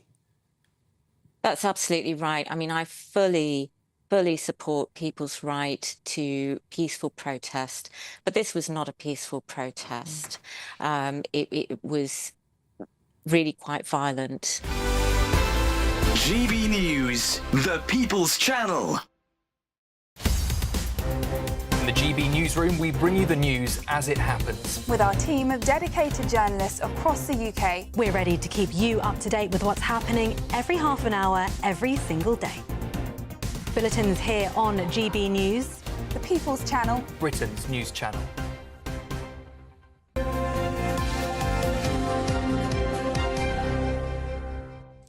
Welcome back. We're going through the papers in the company of Chloe Dobbs and David Wooding. Morning, you two. Chloe, let's have a look at Grok, shall we? Concerns over free speech and also nude images that are created on this AI platform. Tell us more. Yeah, so we had Liz Kendall speak in the Commons yesterday saying that they are going to change the legislation this week to make it a criminal offence to make sexualised images of people using Grok platform, including pictures of people in their underwear or in bikinis, like we have commonly been seeing. But then she made clear that Ofcom are investigating this, and if they decide that they want to ban the entire platform, that they will support them. And so there's been a lot of uproar about this, people suggesting that maybe the government is just using these bikini pictures, as an excuse to get rid of a platform that has been a big home of free speech and has led to a lot of uproar about, for example, the government's failure to investigate the grooming gangs properly. Elon Musk, of course, being very vocal against Starmer and his government. I think we've got a clip to look at from The Late Show. Yes, this is from the Undersecretary of State, Sarah B. Rogers, who spoke about the Ofcom investigation into Grok on The Late Show Live last night. Let's take a listen.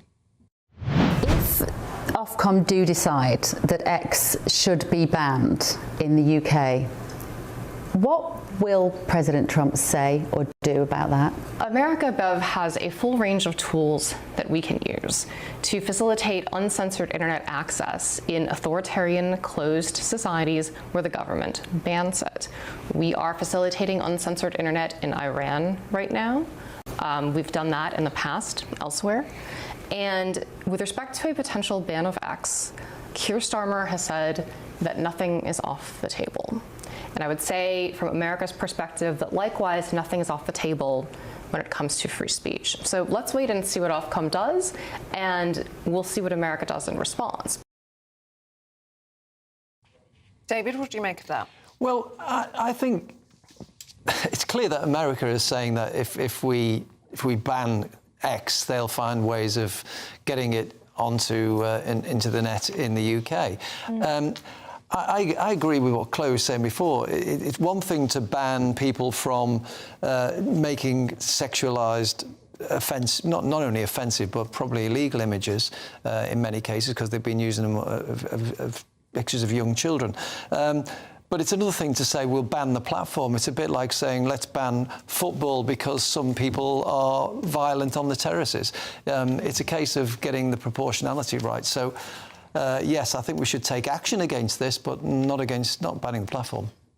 Right. I want to talk to you, David, about this. A story the Daily Mail are carrying today, and they're saying more than 10,000 carers in Britain, well, they have carer visas. They have claimed asylum. More than 10,000 people have claimed asylum under the guise of a carer visa. Yes, so there's a shortage of carers in the UK, and as such, to deal with this, the government, about 5 years ago, made carer visas so people from abroad could apply for a visa to come and live and work here and act as a carer. The problem is this system is being abused with 10,000 people who came here on a care visa, didn't get a job, and then when their visa ran out, and they should have gone back because they hadn't got employment, they then sought asylum. In many cases, they were from safe countries, and still we have ongoing cases going on this. I think it increased more recently. I think there were about 5,000 or 6,000 in 2024. Of course, the abuse of visas is probably one of the biggest causes of asylum seekers. Not necessarily the boats. I think there were 38% of the 110,000 who've claimed asylum have come on work visas. Now, and it's a lot. Abuse of visas, but what do you then do if nobody wants to be a carer? We need carers. So are they abusing the situation by saying, yeah, I'll do that? Well, they've clearly seen a loophole there, because they're coming here with no intention of getting work, clearly, because there is work. Well, there's lots of work for visas. There needs to be oversight from the Home Office when someone comes here on one of those visas, that they actually check that they are working in the care sector, or they send them home. I was absolutely shocked when I heard a guy called into a radio station and admitted that him and his whole family had set up a fake care company. The company never operated or anything. Really? And then all got visas to come and work for this supposed care company. And then as soon as they got here, they all just got different jobs. Why are they still here? Why isn't the Home Office tracking? I mean, we hear all sorts of stories about the Home Office having no idea where people are who have had failed asylum claims or have overstayed visas. And also, if you look at the figures for which country do most asylum applications come from, it's actually Pakistan. But you think they don't come over in big numbers on the boats. Well, what's happening is they're coming across on visas, and then as soon as they've got their foot in the country, they can claim asylum. There are so many loopholes that are being massively abused. And of course, it's important for us to talk about the small boats crisis, because it is important, but we shouldn't forget what is going on with people who come in legally with a visa and then claim asylum, because that is a huge scandal. And they bring all their families with them, of course. The wives and children and husbands all come over as well. David. And the carer job list doesn't get any better. No, exactly. David, let's have a look at this story in the Daily Mail very briefly. A Jewish MP banned from school for backing Israel. Tell us more. Yes, this is the Labour MP, Damien Egan, who was going to speak at a local school until the Palestine Liberation, or whatever they call themselves, the Palestine Action Campaign, found out that he is Jewish and had previously spoken up in support of the State of Israel. Enter the National Education Union, the hardline left-wing teaching union, and he's now been banned. It's astonishing. It's not only free speech, but it's bordering on the racist. Banned from a school in his own constituency. I mean, he should be able to address children, and children need to be shown how an MP works and what goes on in government. Well, thank you for working for us today. Really appreciate it, you too, and we'll see you again soon sometime. Yeah, let us know what you think on any of those stories. gbnews.com/you'll-say. For now, let's get a check on the weather with Annie Shuttleworth. warm and cosy, with a chance of zero visibility. Boxed Boilers sponsors the weather on GB News.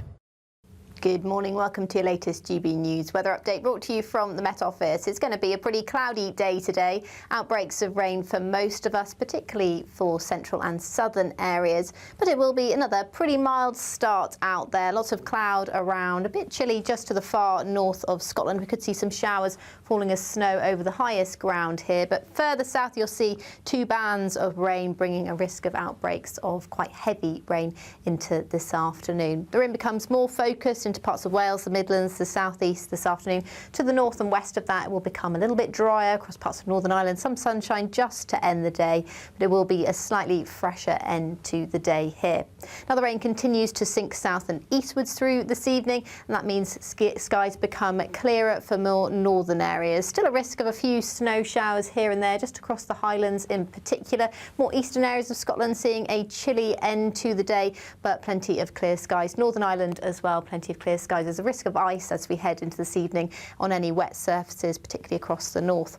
For more central areas, a lot of cloud around this evening. Outbreaks of rain, though the heaviest rain does become more focused to the far south and east, and those clearer skies more widespread as the night goes on. So high pressure is moving in, a ridge of high pressure just for a time as we head towards Wednesday. Wednesday is looking like the best day of the week for dry and sunny weather, but it will be a chilly start. Widespread rural frost is expected on Wednesday. That's away from the very far south and east, so we've got that cloud and rain just clearing through Wednesday morning. So plenty of sunshine throughout the morning. Into the afternoon, more cloud will move into more northwestern areas as the next batch of rain arrives for Wednesday night. But plenty of sunshine lasting much of the day across more eastern areas. It will be a fairly chilly day, though, after the chilly start to the day. Temperatures around average.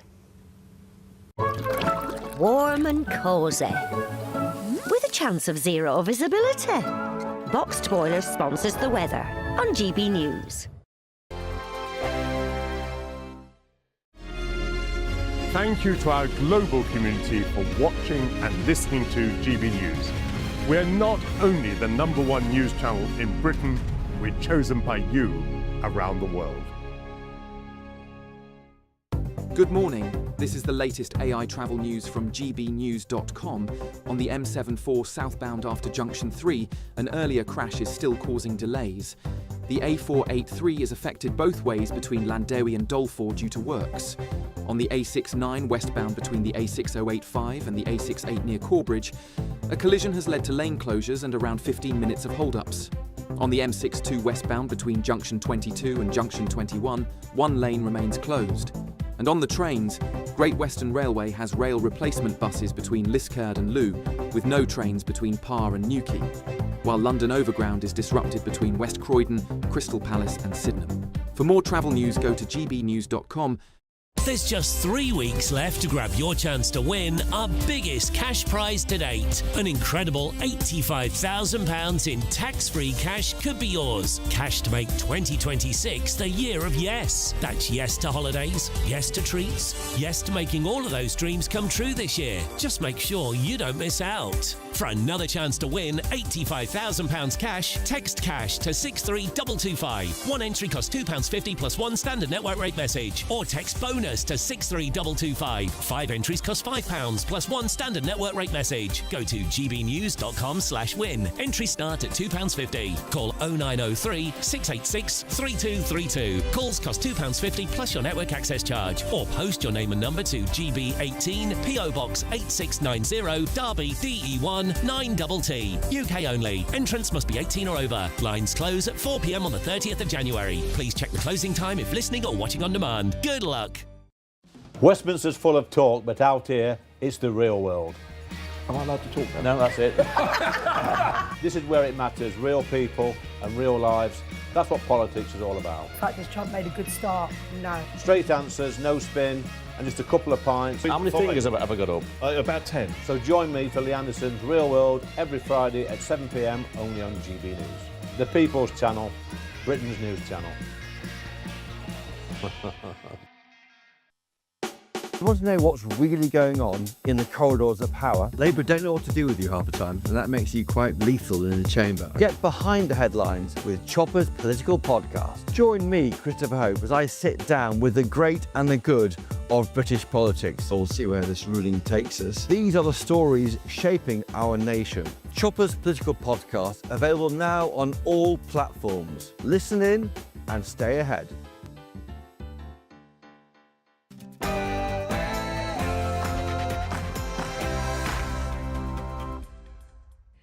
Good morning. The Home Office's crackdown on illegal immigrant workers seems to be paying off. Well, with a record number of raids and arrests resulting in 50,000 deportations since the last election in 2024. But the Conservatives claim that illegal working is still booming. Earlier on GB News Breakfast, the chairman of the Conservative Party, Matt Bickers, had this to say. I'm not as convinced that the story is as positive as is being spun, but the reality is if huge numbers more people are coming into the country illegally, there is going to be huge numbers more people working illegally in our economy. If you come to this country and break in, you should be removed. Breaking down what that crackdown really looks like. Is it just numbers on a spreadsheet, or perhaps it is changing things on the high street? A new criminal offence for creating AI-generated sexualised images will come into force this week after Ofcom opened an investigation into Elon Musk's AI platform, Grok. But the Lib Dems are demanding an immediate ban of X. Earlier, Deputy Leader Daisy Cooper had this to say. We Liberal Democrats think that X should be suspended here in the UK pending this investigation. Now, I would say that that platform has been a cesspit for a very long time, but it has crossed a line. China is accused of plotting to build a hidden chamber beneath its new London embassy that could threaten sensitive financial data cables. The BBC is trying to get Donald Trump's £7.5 billion defamation lawsuit thrown out of court. Former Conservative Chancellor Nadhim Zahawi is accused of begging for a peerage from the Conservatives before defecting to Reform UK. Yes, the biggest beast to go to Reform from the Conservatives so far. But does it risk them looking a little bit like the Tories 2.0? Good morning. It's another mild one out there. It will be chillier this evening, however. I'll have all the details for your latest forecast a little later on. 25 minutes left on the programme. A very good morning to you. Thanks for being there. I'm Eamonn Holmes. I'm Ellie Costello, and this is GB News Breakfast.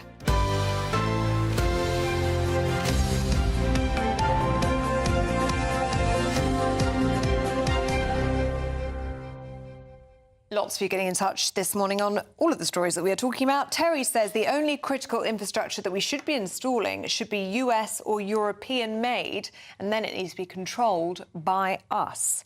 On the new Barbie doll, Patrick's been in touch saying that Mattel is jumping on a bandwagon. This is the Autistic Barbie doll that's just been launched. For them, it is just a cash-making scheme and serves no other purpose. Do keep those views coming in, gbnews.com/your say. 3 minutes past 9 o'clock, a very good morning to you. The top story, immigration enforcement raids have just hit their highest levels in British history as the government ramps up its crackdown on illegal working. Sam Francis has been monitoring this for us this morning, and he will tell you more. Good morning, Sam. Yeah, good morning, both of you. Well, let's take a look then at the details behind these figures out this morning. Since Labour came into power, we now know that the immigration crackdown is up 77%. That is the raids taking place across the UK, also leading to an increase in arrests. They are up 83%. That's as officers are taking a step to enforce what ministers have described as a crackdown on dodgy businesses, be it nail bars, barbers, including other places like takeaways and car washes, where people are believed to be working illegally. Now, what does it mean in terms of numbers? That 77% increase equates to 17,400 raids and also leading to over 12,300 arrests, all helped by the government's backing of £5 million, they say, to support the enforcement teams across the country. So where are the hotspots? Well, London has seen the most significant rise in arrests so far, 2,100. That is a 50% increase on the previous 12 months. Also sharp rises, particularly in the West Midlands and in the South West.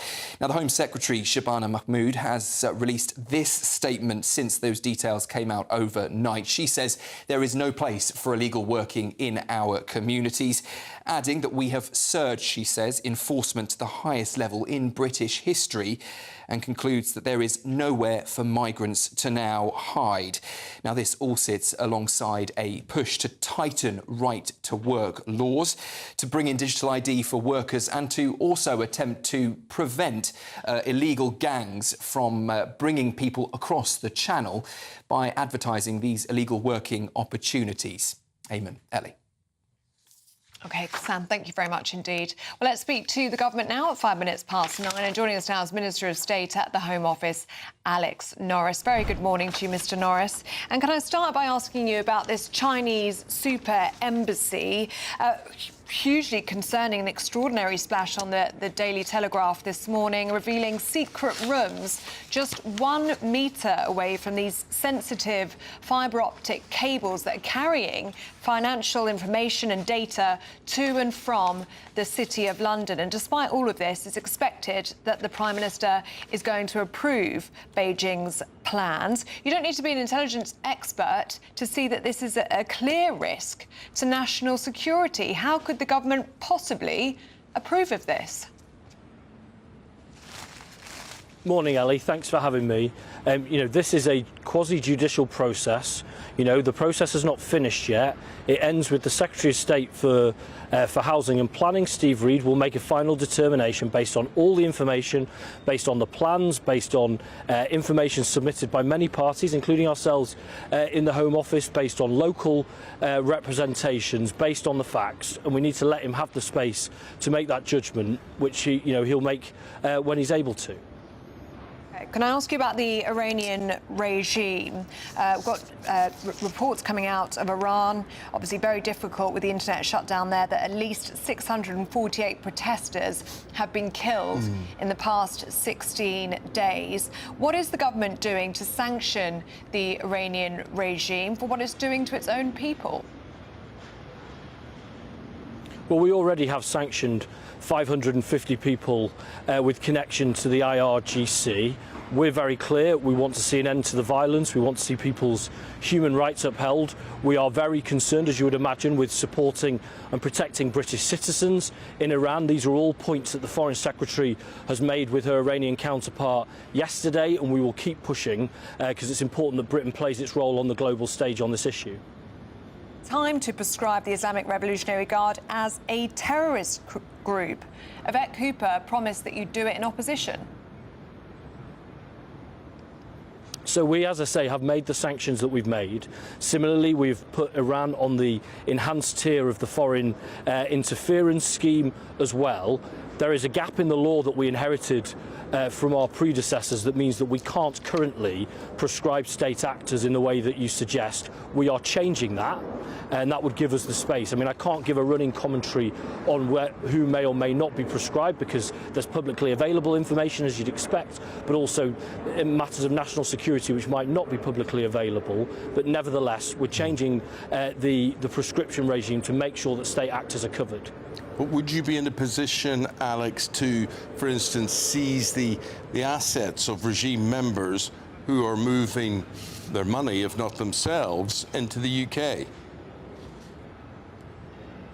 Well, as I say, Eamonn, we've already put ourselves in that position by the sanctions that we've made. We take, the actions that people do around the world very seriously, and if there is a domestic context in terms of their assets or their travel, we take strong action. We've done so in this case. I hope people would be reassured by that. In the meantime, our interests now are using our diplomatic heft to make sure that, as I say, the violence is stopped, that people's human rights is upheld, and that we are supporting our British citizens. Can I ask you about what you're here to talk to us about, which is the immigration raids now at the highest level in British history? Clearly, the government very proud of these figures. What's happening to the people that are being arrested? Are they being deported? Well, I am pleased that I'm able to tell viewers that this type of illegal working enforcement, these raids are at record highs. You know, that's about clamping down on illegal working, illegal trading, which of course undercuts good businesses who do things the right way. It's also absolutely critical. You know, we've discussed on the programme before that Britain at the moment is attractive for people to come to illegally. That's why our numbers are up and the numbers across the EU are down. One of those, in fact, the major reason behind that is illegal working. So this is about showing to people you will not be able to come to this country and work illegally. It's led to, the arrests that Sam talked about. It's led to 1,270 people deported. That number will grow because that's accurate as at the end of last year, but with obviously some people still in the system.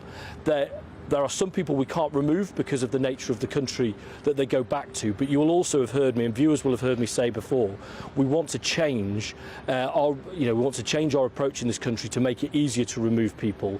We've already removed 50,000 people with no right to be here since we formed a government, but we want to go further. That's why we're bringing in visa sanctions for countries who don't take their citizens back in time. It's why we're changing our laws to make sure that they're not being gamed in a way that means that people can't leave the country. So I am pleased that we're hitting record levels, but I also hear what your viewers are saying and my constituents are saying, that they want us to do more. I want us to do more too, and that's why we're going to make the changes that we're going to make. 1,270 people have actually been deported so far. So what's going to happen to the rest of the people that have been arrested? How are you going to get them out of the country? Well, I mean, first of all, that's a big step forward in those cases, both in those individual cases, but also sending a signal to those who work illegally that they can't, and to those who might want to come to this country to work illegally that they won't be able to.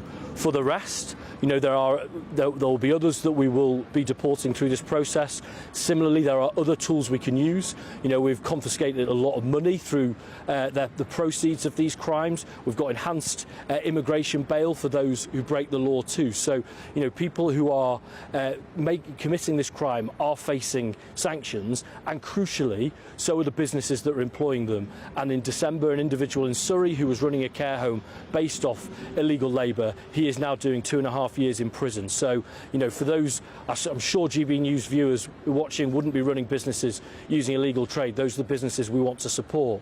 But anyone who is, that next knock at the door might be our immigration enforcement, so time to change. And this is all very well, isn't it? But what's actually being done to stop the boats crossing the channel in the first place? Almost a record-breaking year last year, at 41,000 people crossing the channel, a number of them going on to work illegally. Well, as I've said before on the show, Ellie, that those crossings are unacceptable. We're as angry as you are and as angry as your viewers are. That's why we're putting in place the changes that we've put in place, which is we're reducing the protection time for individuals who come here seeking sanctuary. We are lengthening the path to settlement for people who come illegally to 20 years. We are stopping and preventing with our work with France crossings, some 22,000 crossings prevented, and then we're really stepping up our removals activity in the ways that I've talked about with visa sanctions, with reforming our law, and that's important for removing individuals with no right to be here, but it's also important in demonstrating to those people who want to come here speculatively that they're not a good thing to do. So, and I know you are, as I hope you can tell I am too, I know you are impatient to see that change, I am too, but we are doing those things, and what we're announcing today is a core part of that, making those changes that will see that improvement. We're committed to that as a government, and I know your viewers want to see us deliver it, and we will. Yeah, well, good luck with what you're trying to do, Alex. Very interesting listening to you. Alex Norris there from the Home Office. Thanks for your time. Thank you so much. Now, at 13 minutes past 9, just time to tell you about the Great British Giveaway. Well, there's a lot involved in this one. This is the big one, the biggest one we've ever done before, £85,000. It's cash, it's tax-free, and it could be yours. Here's how. There's just 3 weeks left to grab your chance to win our biggest cash prize to date. An incredible £85,000 in tax-free cash could be yours. Cash to make 2026 the year of yes. That's yes to holidays, yes to treats, yes to making all of those dreams come true this year. What would you spend all of that cash on? 2026 could be the year you spend more time spending with an incredible £85,000 in your bank. Just make sure you don't miss out. For another chance to win £85,000 cash, text cash to 63225. One entry costs £2.50 plus one standard network rate message. Or text bonus to 63225. 5 entries cost £5 plus one standard network rate message. Go to gbnews.com/win. Entries start at £2.50. Call 0903 686 3232. Calls cost £2.50 plus your network access charge. Or post your name and number to GB18 PO Box 8690 Derby DE1 9TT. UK only. Entrance must be 18 or over. Lines close at 4 p.m. on the 30th of January. The winner may be contacted live on GB News, week commencing 9th of February. Please check the closing time if listening or watching on demand. Good luck. Right, who's going to be next? Defecting from the Conservatives to Reform UK. We'll have a few ideas for you right after this. Decisions made in Washington aren't just shaping America, they're shaping Britain too. From migration to global security, from crime to health. Whatever happens in the White House today will be felt in your town or city tomorrow. That's why The Late Show is live from Washington, D.C. Cutting through the politics to show you what it all means for Britain. The Late Show live every night at midnight. Only on GB News, Britain's news channel. Bold. They are under no illusion. Ray. Are you a human trafficker? Boundless. I've had enough of the nonsense, and I'm not afraid to say it. Don't get us on the BBC. Every weeknight, I tear through the headlines. The smell of gasoline. Should we be worried about it? From Westminster madness to cultural war chaos. What I'm going to do now, they are throwing things out the car as we speak. Get ready, Britain. Here we go. Patrick Christie tonight, weeknights from 9 p.m, only on GB News, Britain's news channel. Hi, I'm Michelle Dewberry, and my show is your opportunity to cut through all the noise and dive in headfirst to some robust debates. Ideas clash. Situation, isn't it? No, because the failure is you're deliberately avoiding my point. Nothing's held back, And if you think this is the end of it, wait for more. and we do not shy away from the difficult stuff. Sometimes I want to shake people and say, if only you understood. So join me on Jubes & Co. weeknights at 6 p.m, only on GB News, Britain's news channel. From the school run to the home run, watch a new show for all of Britain. So he can say whatever he wants. A straight-talking show where all voices are heard. And, you know, when are we going to stop talking about smashing the gangs and actually do it? With the stories that matter from every part of our country. There's a bit of a crash landing there for your Chancellor. Bold, fearless and standing up for you. That's me, Martin Daubney, 3 p.m. till 6 p.m, weekdays, here only on GB News. The People's Channel, Britain's news channel. Britain was once the envy of the world. But look around. A nation that no longer knows what it is or where it's going. A country that's broken. How do we fix Britain? How do we bring it back? Friday night with Matt Goodwin at 8 p.m, only on GB News. No matter the state it's in, this is our nation. Join me, Jacob Rees-Mogg, for a genuine, honest discussion on where we have been, where we are going, and where we are with the people who set the direction. Tune in to State of the Nation every Monday to Thursday, 8 to 9 o'clock. Only on GB News. Britain deserves a newsroom that puts the facts and your voice first. Well, and that's what you get on GB News. Lively debates, lively conversations. And we're not afraid to hold power to account. And each other. So join me, Andrew Pierce. And me, Miriam Cates, for Britain's Newsroom, weekdays from 9:30 on GB News.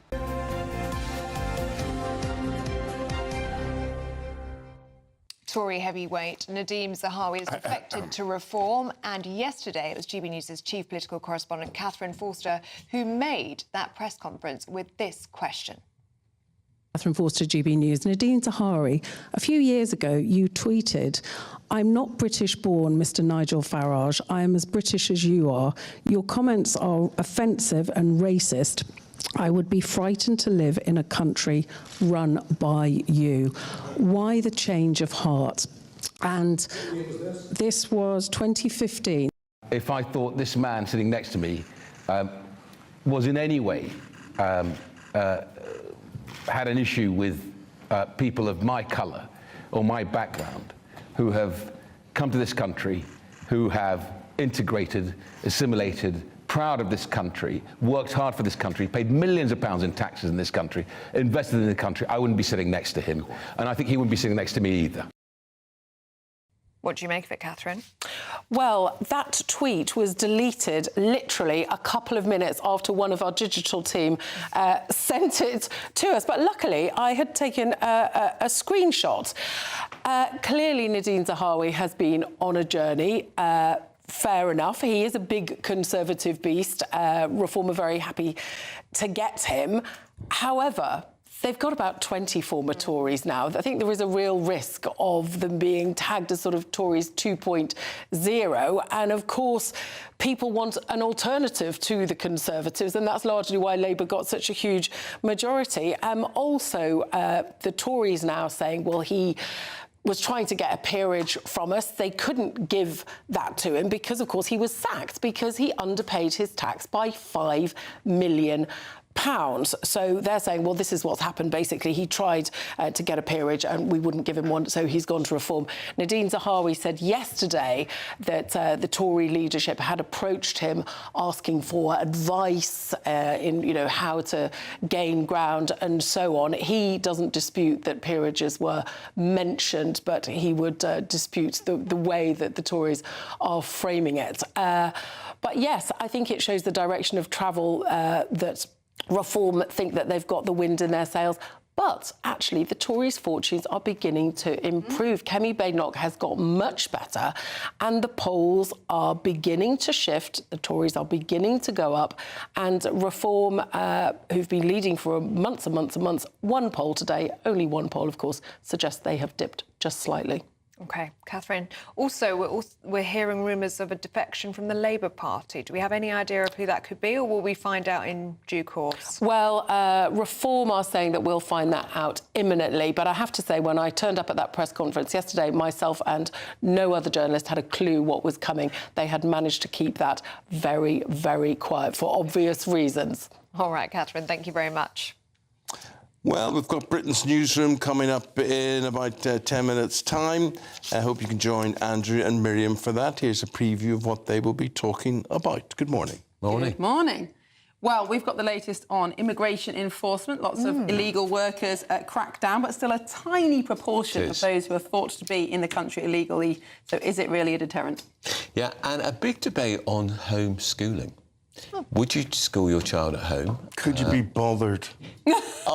Honestly, I can think of nothing worse. Well, that's an interesting contribution. But, I mean, some people do because they just don't like what schools teach their kids. And COVID heightened that because people saw what teachers were giving their kids online and the numbers soared. So we're having a debate, would you? I mean, I would hate to have been taught at home by my mother because she didn't have much patience. Yeah. But you know, have you nothing else to do with your life? Has no one got jobs to do and houses to clean and whatever? Depends how much you care about the education your children are getting, I think. Schools are perfectly adaptable. They're not. Some schools are absolutely terrible. And as a parent, if you've got no choice but homeschooling or the local school where your child is in danger or being indoctrinated, I can see why parents choose that. Well, anyway, a lively debate to come. Yes. What else have we got coming up? We are going to be talking about the possibility that special forces in the UK might be able to start capturing some of these rogue tankers. It could be a good role for the British Navy, perhaps. I just can't see how the special forces can do it because we've got no money. But we do still have some pretty amazing special forces. We did help with the Americans with their seizure of the Venezuelan tanker last week. Could this be a return to patrolling piracy on the high seas of the British Navy? Could be something good for the UK. And we're going to tell you a little bit more about some of the things Nadine Zahawi used to believe in, like amnesty for illegal migrants. Vaccine but first, passports. we're going to the weather.